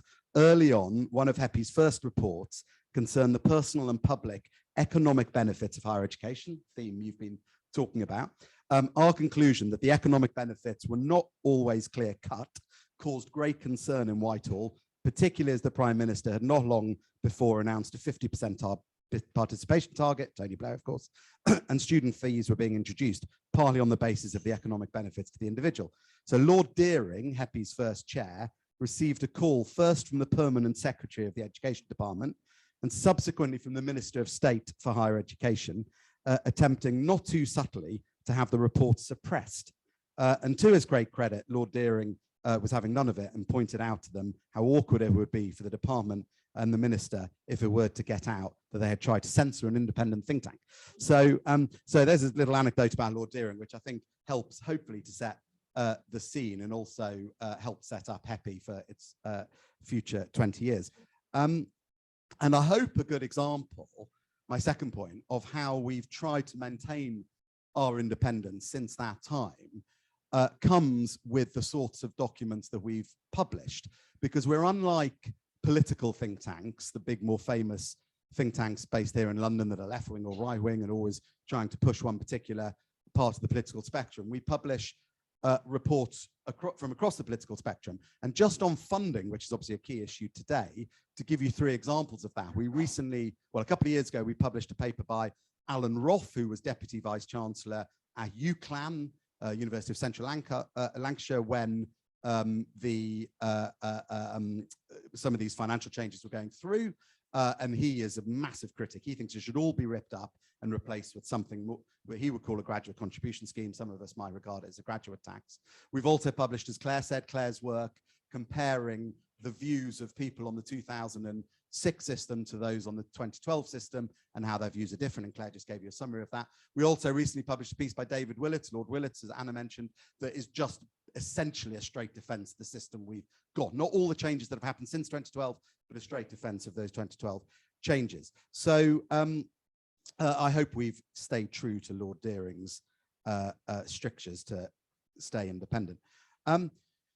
So my third point really is I think something very interesting happened in the late 90s when the Dearing report came out, because we're all talking today, and I haven't been here all day, I'm afraid, I was double booked. But from what I've heard, we're talking today as if the system that was implemented was the one Lord Dearing recommended. And of course, in many ways it was, but that is not the first system that was implemented after the Dearing report came out, because the Dearing report came out in 97 and the first system implemented in 98 were £1,000 means tested fees without an income contingent loan backing it up. You paid the full 1,000 or not, depending on your parental income. And I think one of the really interesting things about the Dearing report is not normally reports get published and the government accepts them or half accepts them or rejects them. And one of the really interesting things about the Dearing report is initially in 98, the government did not really accept Dearing's proposals on student finance, but then back in, by 2004, Charles has gone now, but by 2004, they implemented something that looked and felt very like the recommendations. And that's quite unusual for a government report, that it has, that it's initially effectively rejected, but then subsequently people come and realize that it was rather wise and should be delivered. So my fourth point really I want to make is the basic idea on fees and funding in the Dearing report of a fee that would not be differentiated by subject, for example. It would be a quarter of the average cost of delivering higher education, backed by an income contingent loan, has actually proved remarkably durable. Here we are 25 years later talking about it. And we often talk, I think, in higher education policy as if, there was a period of free education, then a period of more expensive education. Actually, that period of free education lasted only from the late 1970s, when the last means-tested fees were abolished, in Shirley Williams, Harold Wilson's time, up until 1990, when I actually matriculated, when the first maintenance loans came in and we were expected to contribute towards the cost of our maintenance. So that period of entirely free higher education in the UK was very, very brief, and briefer than I would argue the Dearing system is proving to be. Though, of course, when the fees did come in 2006, they were higher than, they were 3,000 rather than 1,000. And of course, we then put them up to 9,000 in 2012, or a maximum of 9,000. And some people might argue that that moved a significant distance from what Dearing recommended. But I would say it's a hell of a lot closer to Dearing than either the Brown report, which we were delivered to us in 2010, which recommended, you'll remember, no cap on fees at all. No, and it would be a free-for-all with a sort of tax on institutions if the fees got really high. And I would also argue it's closer to the Dearing report than it is to anything in the Auger report. Yes, we're still waiting for the government to finally say what it's going to do on the back of the Auger report, but that was commissioned in came out in 2019, so we're 3 years on and we still don't know what the government's going to do. And now that there's only 2 years left till the next general election, there isn't time to implement a new funding system before the next general election. It takes longer than that to do it. And I think it's been more, the Dearing report clearly been more influential than other big reports on social policy. I was listening to Andrew Dillnop being interviewed the other day on the radio about his social care report. I mean, how many years ago did that come out and still hasn't been delivered on? So my fifth report is my fifth comment really is, some people might argue, of course, that we moved very significantly away from what Dearing recommended when we increased tuition fees to £9,000, and that was the full, as I know Simon will go on to say, the full cost of many courses in the country. But of course, back in 2010, all the political parties were committed to big austerity cuts, including to the business department the higher education landed in. And so we only had those three choices of cutting places, which we didn't want to do, slashing the unit of resource that we didn't want to do, or doing what we did, increasing the fee. And so I would argue the system we ended up with in post-2012, despite some of the challenges that have been said today, is still a hell of a lot closer to what Dearing recommended than the alternatives we could have done. And I would argue the 2012 system that we then implemented has sustained, because I think it's a very well-designed system where lots of different interests are being balanced against one another. The interest of students, the interest of institutions, and the interests of taxpayers. Progressive repayments, no student numbers cap. Those are very big strengths. And one very senior education journalist I was texting about student finance not that long ago, texted me to say, the more I learn, the more I admire the system. Honestly, I do. It's like Blair Rabbit and the Tar Baby. Every change only makes things worse. I don't know if you know that story, but it's about a doll made of tar, and a rabbit keeps getting more and more stuck to it in its search for food, and things keep getting worse the more things change. And so I would also argue that the degree to which the 2012 reforms have come unstuck with a very, very significant RAB charge actually largely post-dates what happened in 2012. So it dates from Theresa May's changes to the student loan repayment threshold that made the system much more expensive. And it dates from George Osborne's abolition of maintenance grants that again made the RAB charge much higher because the debts were much higher and therefore the likelihood of repaying it was much higher. And as Gill said, it also meant the poorest graduates, the people from the poorest households emerged with the largest debts, which I think is a really big flaw with the system we've got. Moving on to my last couple of points, partly because of these changes, which have moved us further away from the Dearden report's recommendations. People are now on the hunt for alternatives to the funding model that we've got.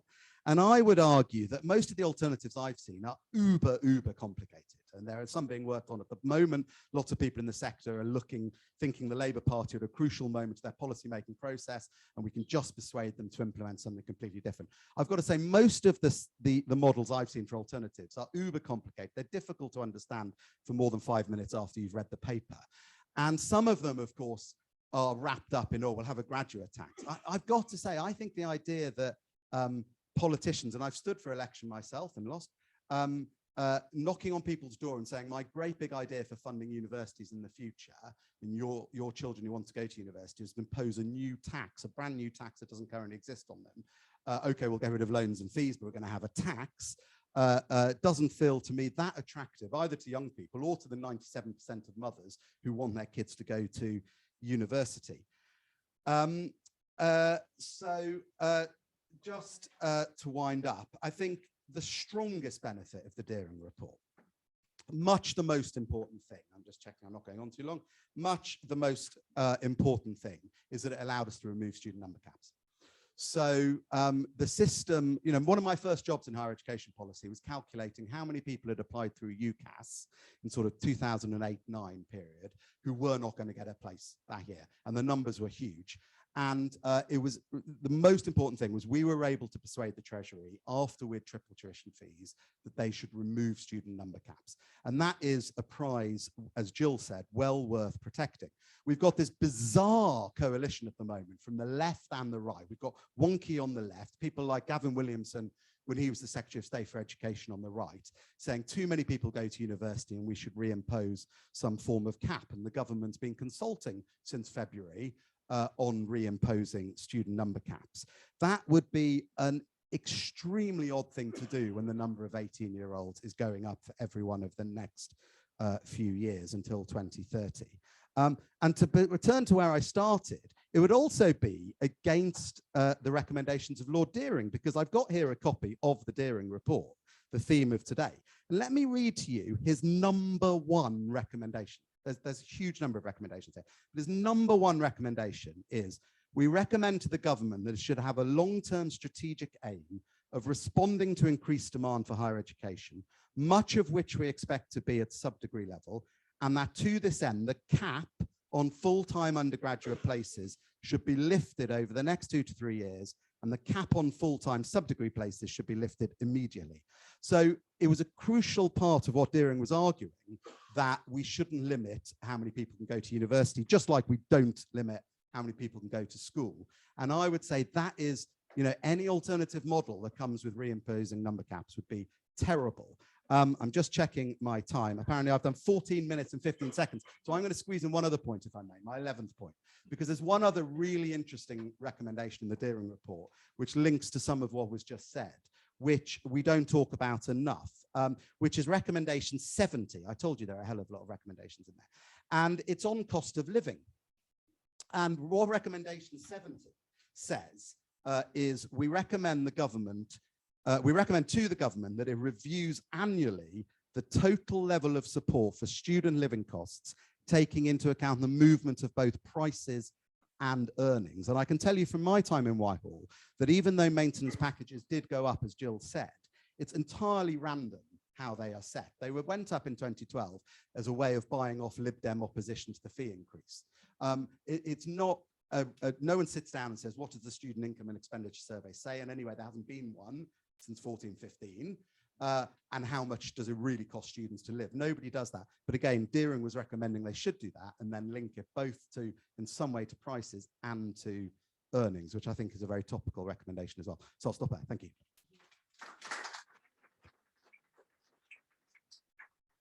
So I don't know what else we take away from today, but Dearing did a pretty good job there, didn't he, when he was writing about all the important things that we should be worrying about. So our last speaker really needs no introduction because you've already heard from him, but Simon Marginson, he's Professor of Higher Education at Oxford, although an alum of IOE, so I think they own him as their own, a visiting professor at Melbourne as well, and he's the director of CGHE, and thank you again for hosting us.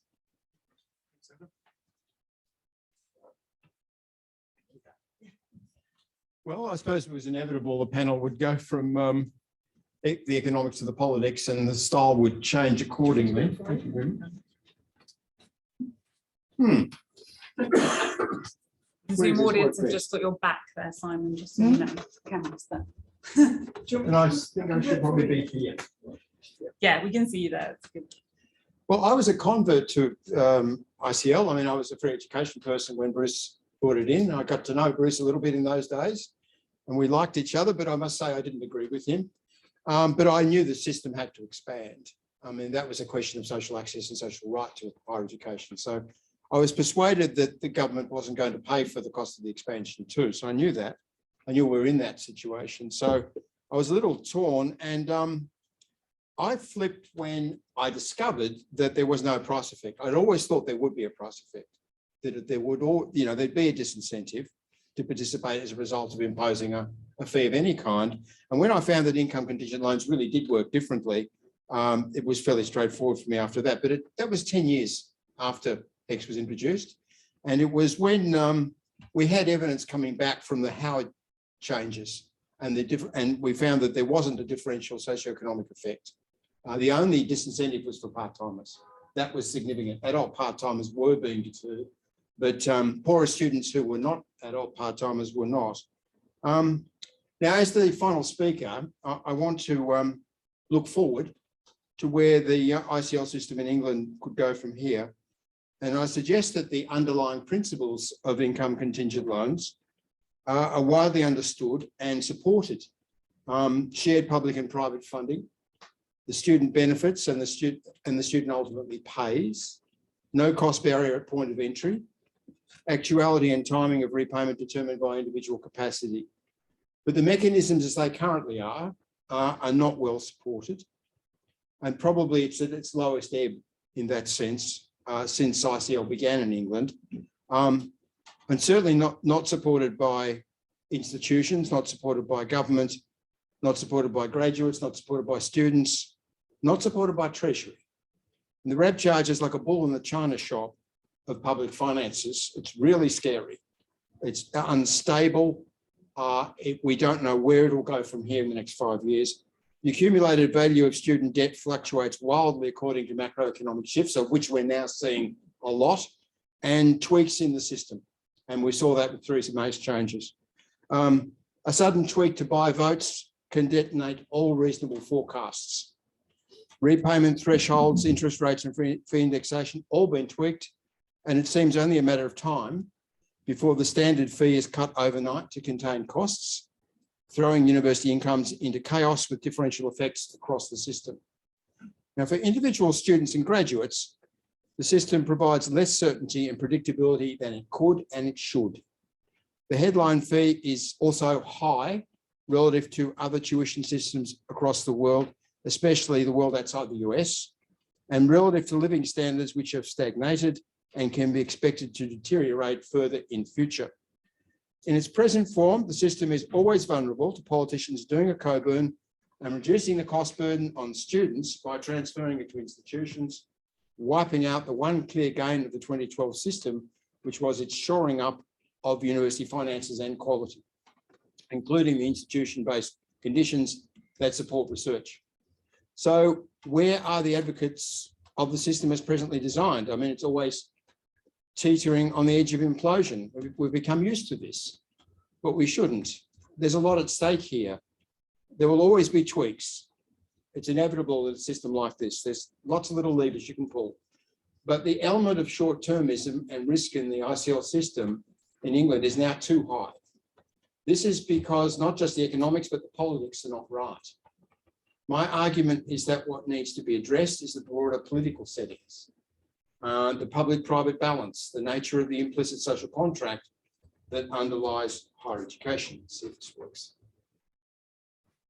So we've become used to the idea that the only option for reform is tweaking what we currently have, tackling one or two constituent elements of it. And that doesn't get to the root of these political problems. And the election of a Labor government in 2024, which must be reckoned as a better than 50% chance, allows us to think about a system reset and reboot. It allows us to remind ourselves that there are a broad range of political economic configurations of higher education across the world, and the quasi-markets in quadrant 3 in the slide that are favoured by Anglophone governments vary in the extent to which they take in elements from social democracy in quadrant 2 or the pure market in quadrant 4.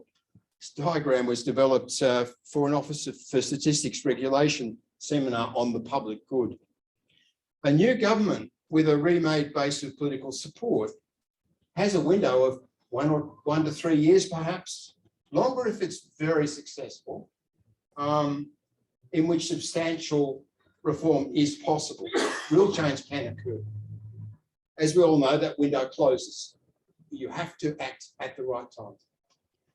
This allows Labor not only to move part of the way back to the pre-Cameron balance of public and private good, but to do so in the context of a redesigned tertiary education system. To lift FE and apprenticeship and integrate them more effectively with higher education requires money of the kind that a restructuring of a tuition loan system can bring onto the agenda, even in a difficult fiscal climate.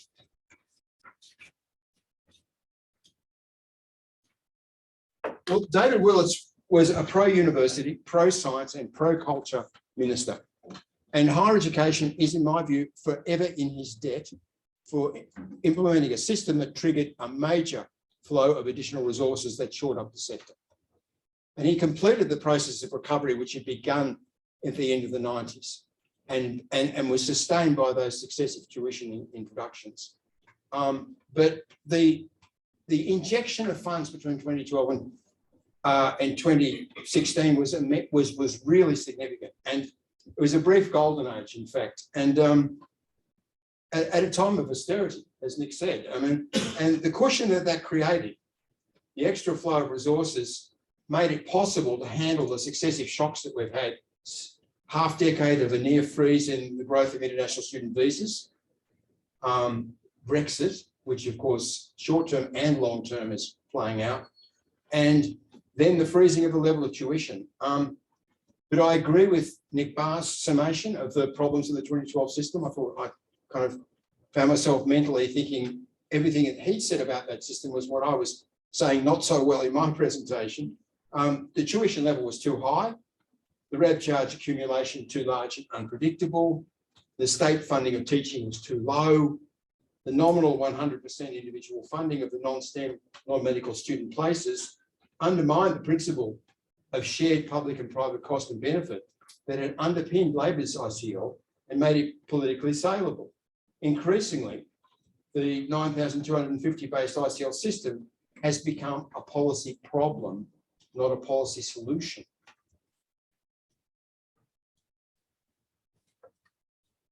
So what does the principle of 100% individualised funding tell us? For this principle, a wholesale surrender to the claim of solely private benefit, no such thing as society. We're still living in that world, it seems. The ideological dissolution of HE into the market rendered as an absolute. The student and the public see this when they look at a system which nominally is 100% student funded. Not the shared public-private funding that's actually implicit in the subsidisation of free access.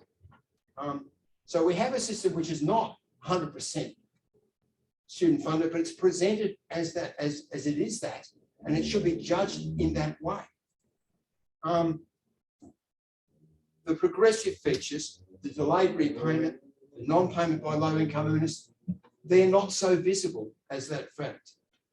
So it's the ideology and the politics here that matters. Now, 100% student funding means that the individualised public goods, the profound benefits of higher education for individual students that are not captured in earnings and rates of employment, immersion in knowledge, self-formation and personal growth, campus life are of no value and no consequence in the higher education system. They're unfunded and ignored, provided, if they're provided at all, only as incidental outcomes of a private market transaction. The political conclusion for students is that they should understand and experience higher education in the narrowest possible terms. Now, in my experience, talking about these issues in an admittedly select cohort, is that construction is resisted very strongly.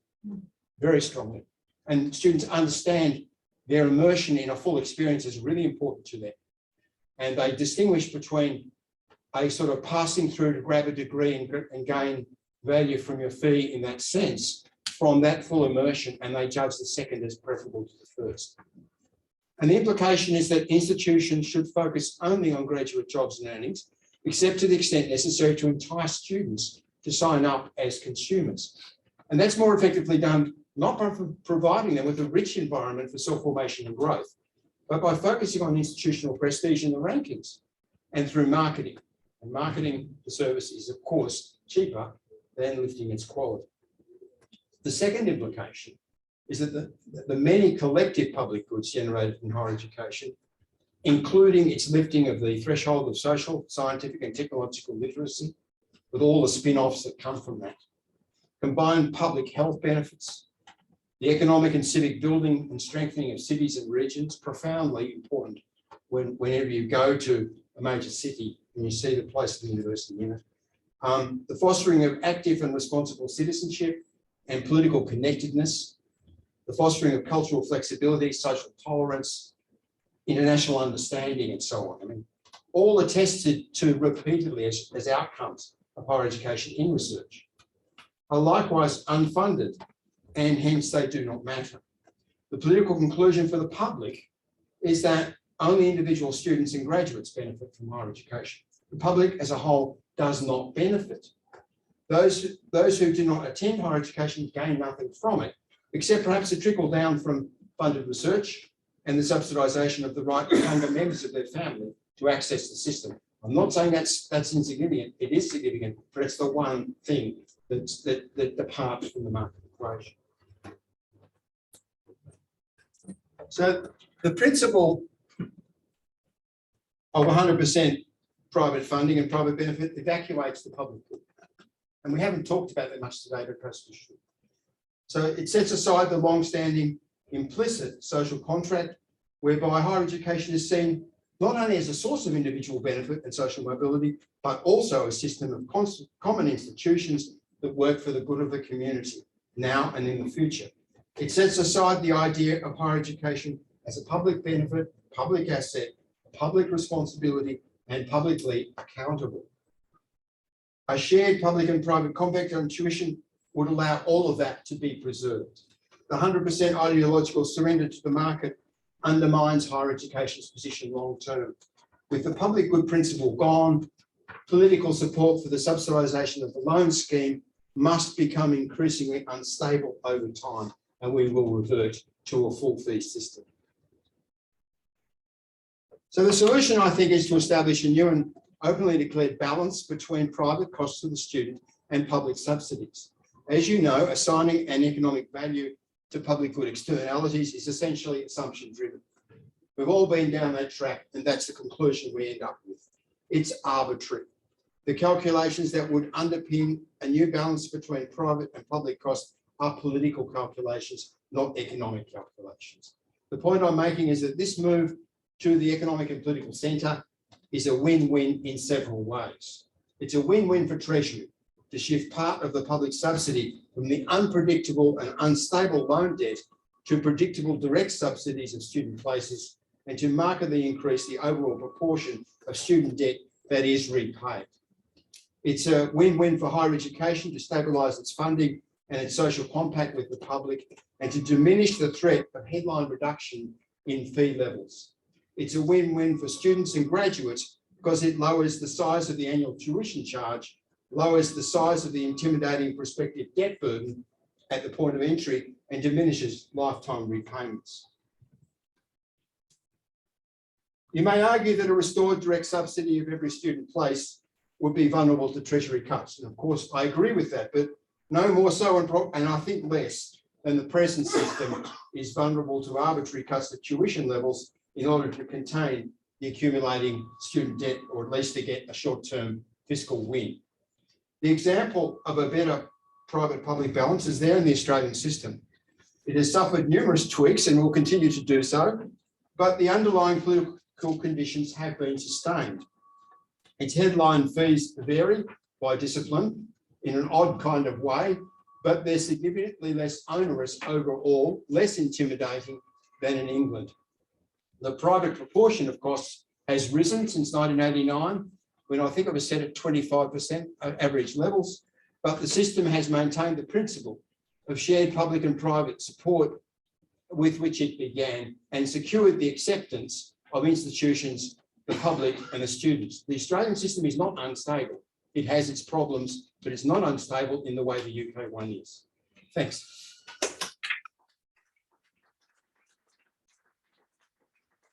Thank you so much, Simon. A lot there to think about, and thank you all for sticking for time. That was hugely useful. I'm conscious that we're slightly over, but we have time for questions, and I'm sure some of you will have important and burning ones. Yes. So it's a question to all of the panel, but it arose originally out of Nick's earlier remark about the what I think Nick termed the August born, but I guess I would term it as the July born, as I understand it. But the issue is that historically in the UK, those who are born at that time of the year have a kind of asymmetrical placement in the educational, social, and widespread attainment gap, if you can call it. And I think it was also suggested as being attached to football as well. So my question really to the whole panel, and perhaps to Nick, is, what would be evaluatively neutral as a kind of entry point for early age education that would offset that impact, if at all? So I'm going to take chair's prerogative here, and we've got the expert in the room, but I'm going to actually also accumulate some questions so that we can get some sense of discussion. There was a question over here. Someone put their hand? I was going to respond to the speakers. Okay. In which case, let's take this question first. I mean, I think this is a question for another forum, but basically all you have to do is age standardize test scores when kids are young. So basically, just because of the luck of when you're born, you're less likely, just because you're younger, up to a year younger in the age, of getting the expected level. So it can be solved. So you mean give them an exam at their specific age? Well, or age adjust like they do in everything. But as a consequence, the proportion of August-born kids in England going to higher education is less than September-born kids. If you look at the result, footballers, January-born football, or September-born footballers in Canada, ice hockey born in January. But the point is, once they get to university, right, August-born kids perform way better because they're more able, right? Because, if they're an August-born and make it to university, they're much more able on average than the, but that's a different debate, I think. Thanks, Wayne. She's the expert, so you should have a conversation afterwards. Right, you wanted to respond. Just to say, the work on August babies by Lorraine and her colleagues is enormously important. The great good news is, as you say, it's actually got a reasonably implementable solution. I just wanted to respond very briefly to the speakers on a couple of things. I mean, starting from, in a way, my starting point, right system, wrong parameters. And one of the reasons for having a cost share is the externality argument, which was a mini bullet on my presentation. And I just wanted to thank Simon for totally unpacking why that is such a potent argument. I'd like to respond to Claire, and I hope, you're not going to be offended by saying that we probably agree with each other, is that if you start from the position that funding the whole boiling lot from the taxpayer is wrong, there's the externality argument, there's the low place of higher education in the queue for public resources argument, there's the equity argument. If you say not 100% from the taxpayer, then you've got an argument for a cost share, and then you're into an issue of an issue of balance between the public and private contribution. And this is where I hope I won't offend you by saying I agree with you, that balance has gone way, way too far from taking the burden off the taxpayer. And hence I said one of the things I wanted to see, and Simon said this as well, bring back teaching grant as an important part of it. That way loans will be smaller. That way the very real and perceived burden on graduates will be lower. So I think if there is a disagreement between us, it's not on principle, it's about the point of balance. Thanks. We're going to take a question from the screen and then back to Nick, and then I want to give the panel a chance to respond. Yes, thank you. My question relates to student number caps, which have been mentioned by a couple of people. It strikes me the main concern about their removal has been the fact that some universities have then ended up expanding almost to an excessive extent. And is there an argument for saying universities should be capped if they're not actually increasing the number of teachers and keeping the size of lectures and classes under control? Thanks, great question, Edward. So Nick, I'll turn to you on that one and then come to anybody else who wants to answer. Yeah, thanks very much. I'll just say three things. I mean, by the way, the August born baby thing, I mean, I live in a grammar school part of the country, and 11 plus does already add a whole load of extra points depending on where you are born in the country. Yeah, yeah. My daughter still failed it, but so yeah. And the second point I want to make, I will come to Edward's point.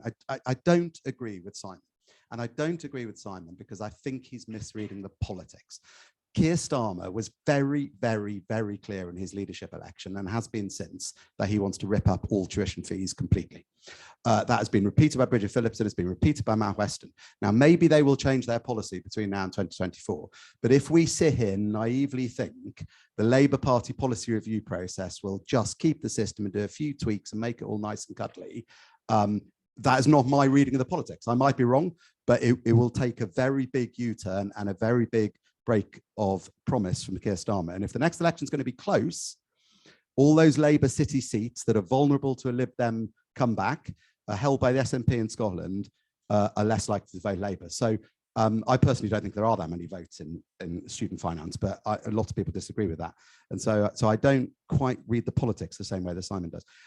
On student number caps, look, yes, there are lots and lots and lots of ways to reimpose student number caps. You can do it the way they used to be capped at an institutional and sector-wide level. You can cap individual courses. You can do backdoor caps like minimum entry requirements. My view is don't reimpose student number caps. I spend my life on the road visiting universities. I've never visited a bad university, but equally every university has some courses that aren't as good as others. We have a regulatory system with a very powerful regulator in the Office for Students and all the B3 conditions and all the rest of it. We have plenty of ways to root out bad courses that we think shouldn't exist. We may disagree with the B3 condition, but the process is there. We don't need additional caps set from the centre because we can do it anywhere in the system we've got. So if we want to, I mean, my final point on Edward's question, I'm personally quite sympathetic, probably unlike a lot of other people in this room, to the old idea of a teaching intensity measure. Yes, contact hours are a bad measure on their own. Yes, class size is a bad measure on its own. There was some quite interesting work going on at one point when Joe Johnson was minister around teaching intensity metrics. And I do think they should be part and parcel of the mix alongside everything else. Thanks, Nick. Now, Bruce, you had a question, then I'm going to come back to Simon, give you a chance to argue with each other. It's a comment on Simon's point about the externalities, and when the fees were increased so much in the UK, I was completely surprised because it was clear that the repayments would be quite small, And no, I didn't do that work. It was done by people around here. But why would you do that? I mean, on paper, it looks like all subsidies are withdrawn, but in reality, we're still subsidising you 50%. You want to do it the other way around, don't you? So I'm still amazed, actually, that has dominated the debate. I think you're quite right. I think you were the only one. Yeah, on Nick's point, how do we read Labor Party's situation now? I mean, I think the lesson of the Lib Dem coalition experience with fees is that if you break the promise in government, you get yourself into hot water. So when's the right time to change your mind? I mean, we know that a return to free education, even if you cut down the number of students, which would be difficult for Labor Party to do, would be unaffordable. I mean, it's absolutely unaffordable. I mean, the choice is either to rework the policy prior to the election or do the more difficult task of breaking it in government. I think it's one of his hot potatoes, one of the things he's got to deal with, one of the things on his list. It's possible that it won't get dealt with. It'll be stored up and it'll be a bigger problem later on, but that would be a misjudgment, I think. We'll see how it goes. Thanks, Simon. Any questions? I know I'm coming back to you, Nick, but do stick your hand up. Do you want to ask your question? Then we'll... Thank you. Rob Cuthbert, I edit the SRHE blog, among other things, and we ran an interesting blog this week on datification. And so my question is my comment, if you like, is really about who gets counted as a student and when. Because the Office for Students is consulting on new metrics and proceed and all of those things and so on. It seems to me that institutions are going to go into as many games as they can in terms of avoiding counting students who are in danger of dropping out. That's going to be disadvantageous for students with disadvantages and so on. And I think so. The metrics and the datification could be an issue just in terms of overall numbers. I'd be interested if anybody's got a handle on that, but I suspect it's going to get a lot worse. Just give you an example, bursaries have been mentioned earlier on. In my institution a long while ago, we paid bursaries to students when the fees were £3,000, I think, and we paid them in November. And that was because it was good to make students feel engaged. Almost every institution paid bursaries after Christmas because most students had dropped out by then. And it made a big difference in terms of finance. And it'll make a big difference in terms of perceived metrics as well. And it'd be interesting to see how this develops later. Thank you very much. Data questions there. So Nick, do you want to come back on the point that you were going to make, or should we carry on? I mean, to come back to Bruce's point about what happened in 2012, yes, it's irrational on the face of it.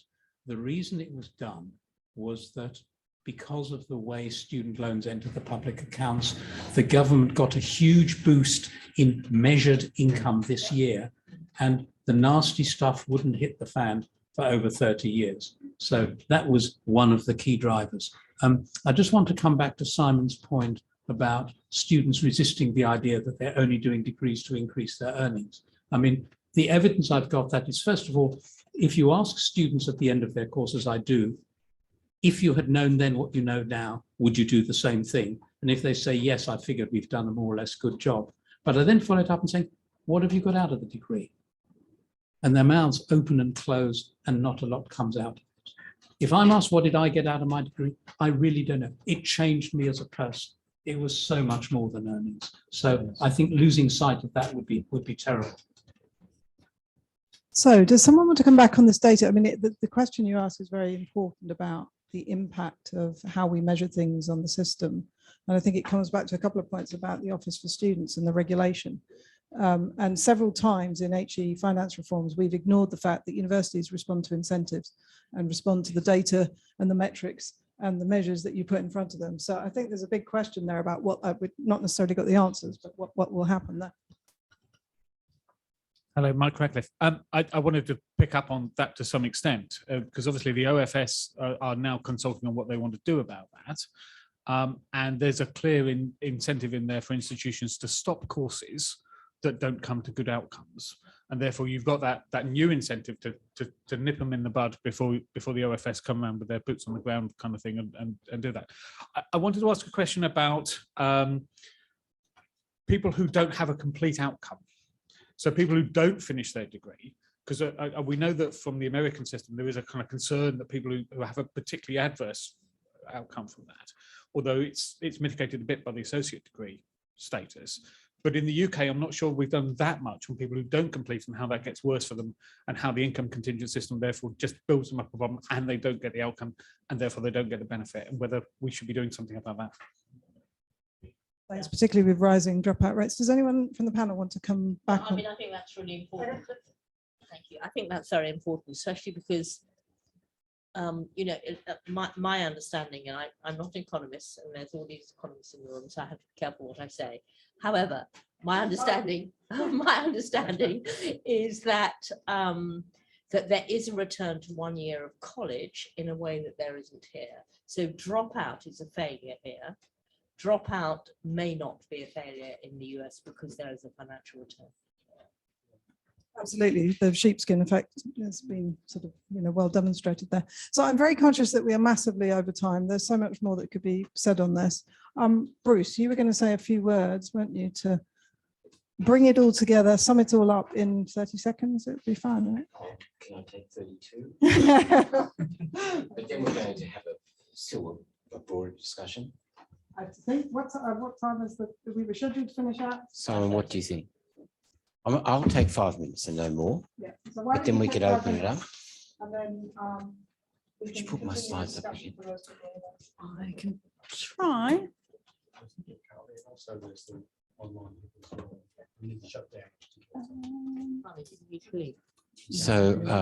You sure? thank you very much for the opportunity. And Slides up. I don't know whether I've lost them.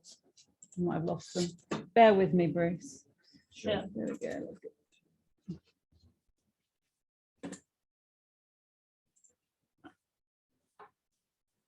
Hold on. This is not sharing the right thing with the Zoom audience. Stop sharing. I'm not sure it's a second, we were just doing a 5 minute. It was. just a couple of remarks and then we're going to open it up for another short time. Yeah, I need the slide. Thank you. So thanks very much for the opportunity to not click this through. Can you help me with this? No, I can't. I can try. Let me The start. technology is just, it's had enough. It's decided it's reached the end of the day. Let me start with. Try again, Bruce, see if you can get it. All right. No. No, okay. You might have to do it. I'm afraid. I don't know All what's right. gone wrong.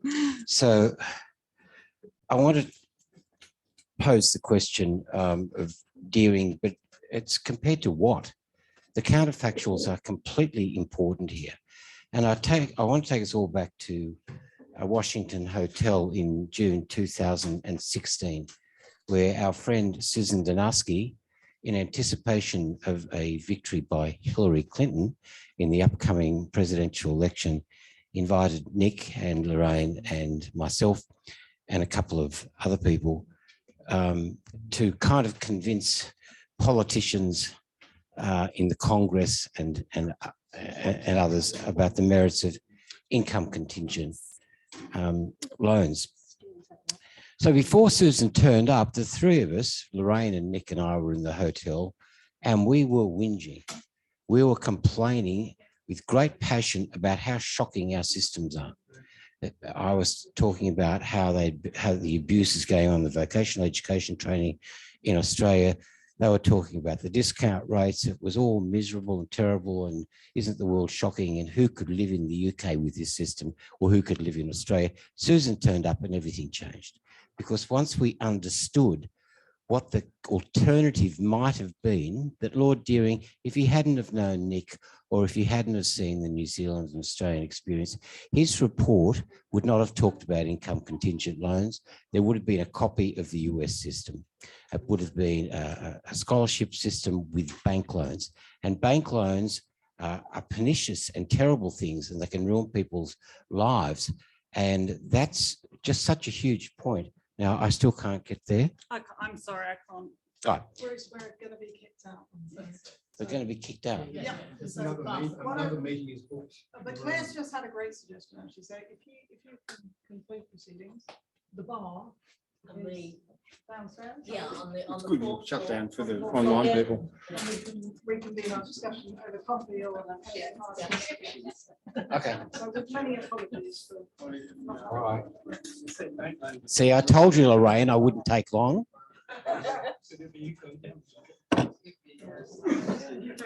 Okay, but just to end it formally, I'd just like to say a huge thank you to all the speakers today, for Simon Centre for organising it, most of all to Bruce for coming the longest distance, and it's been a really riveting afternoon, so thank you all very much.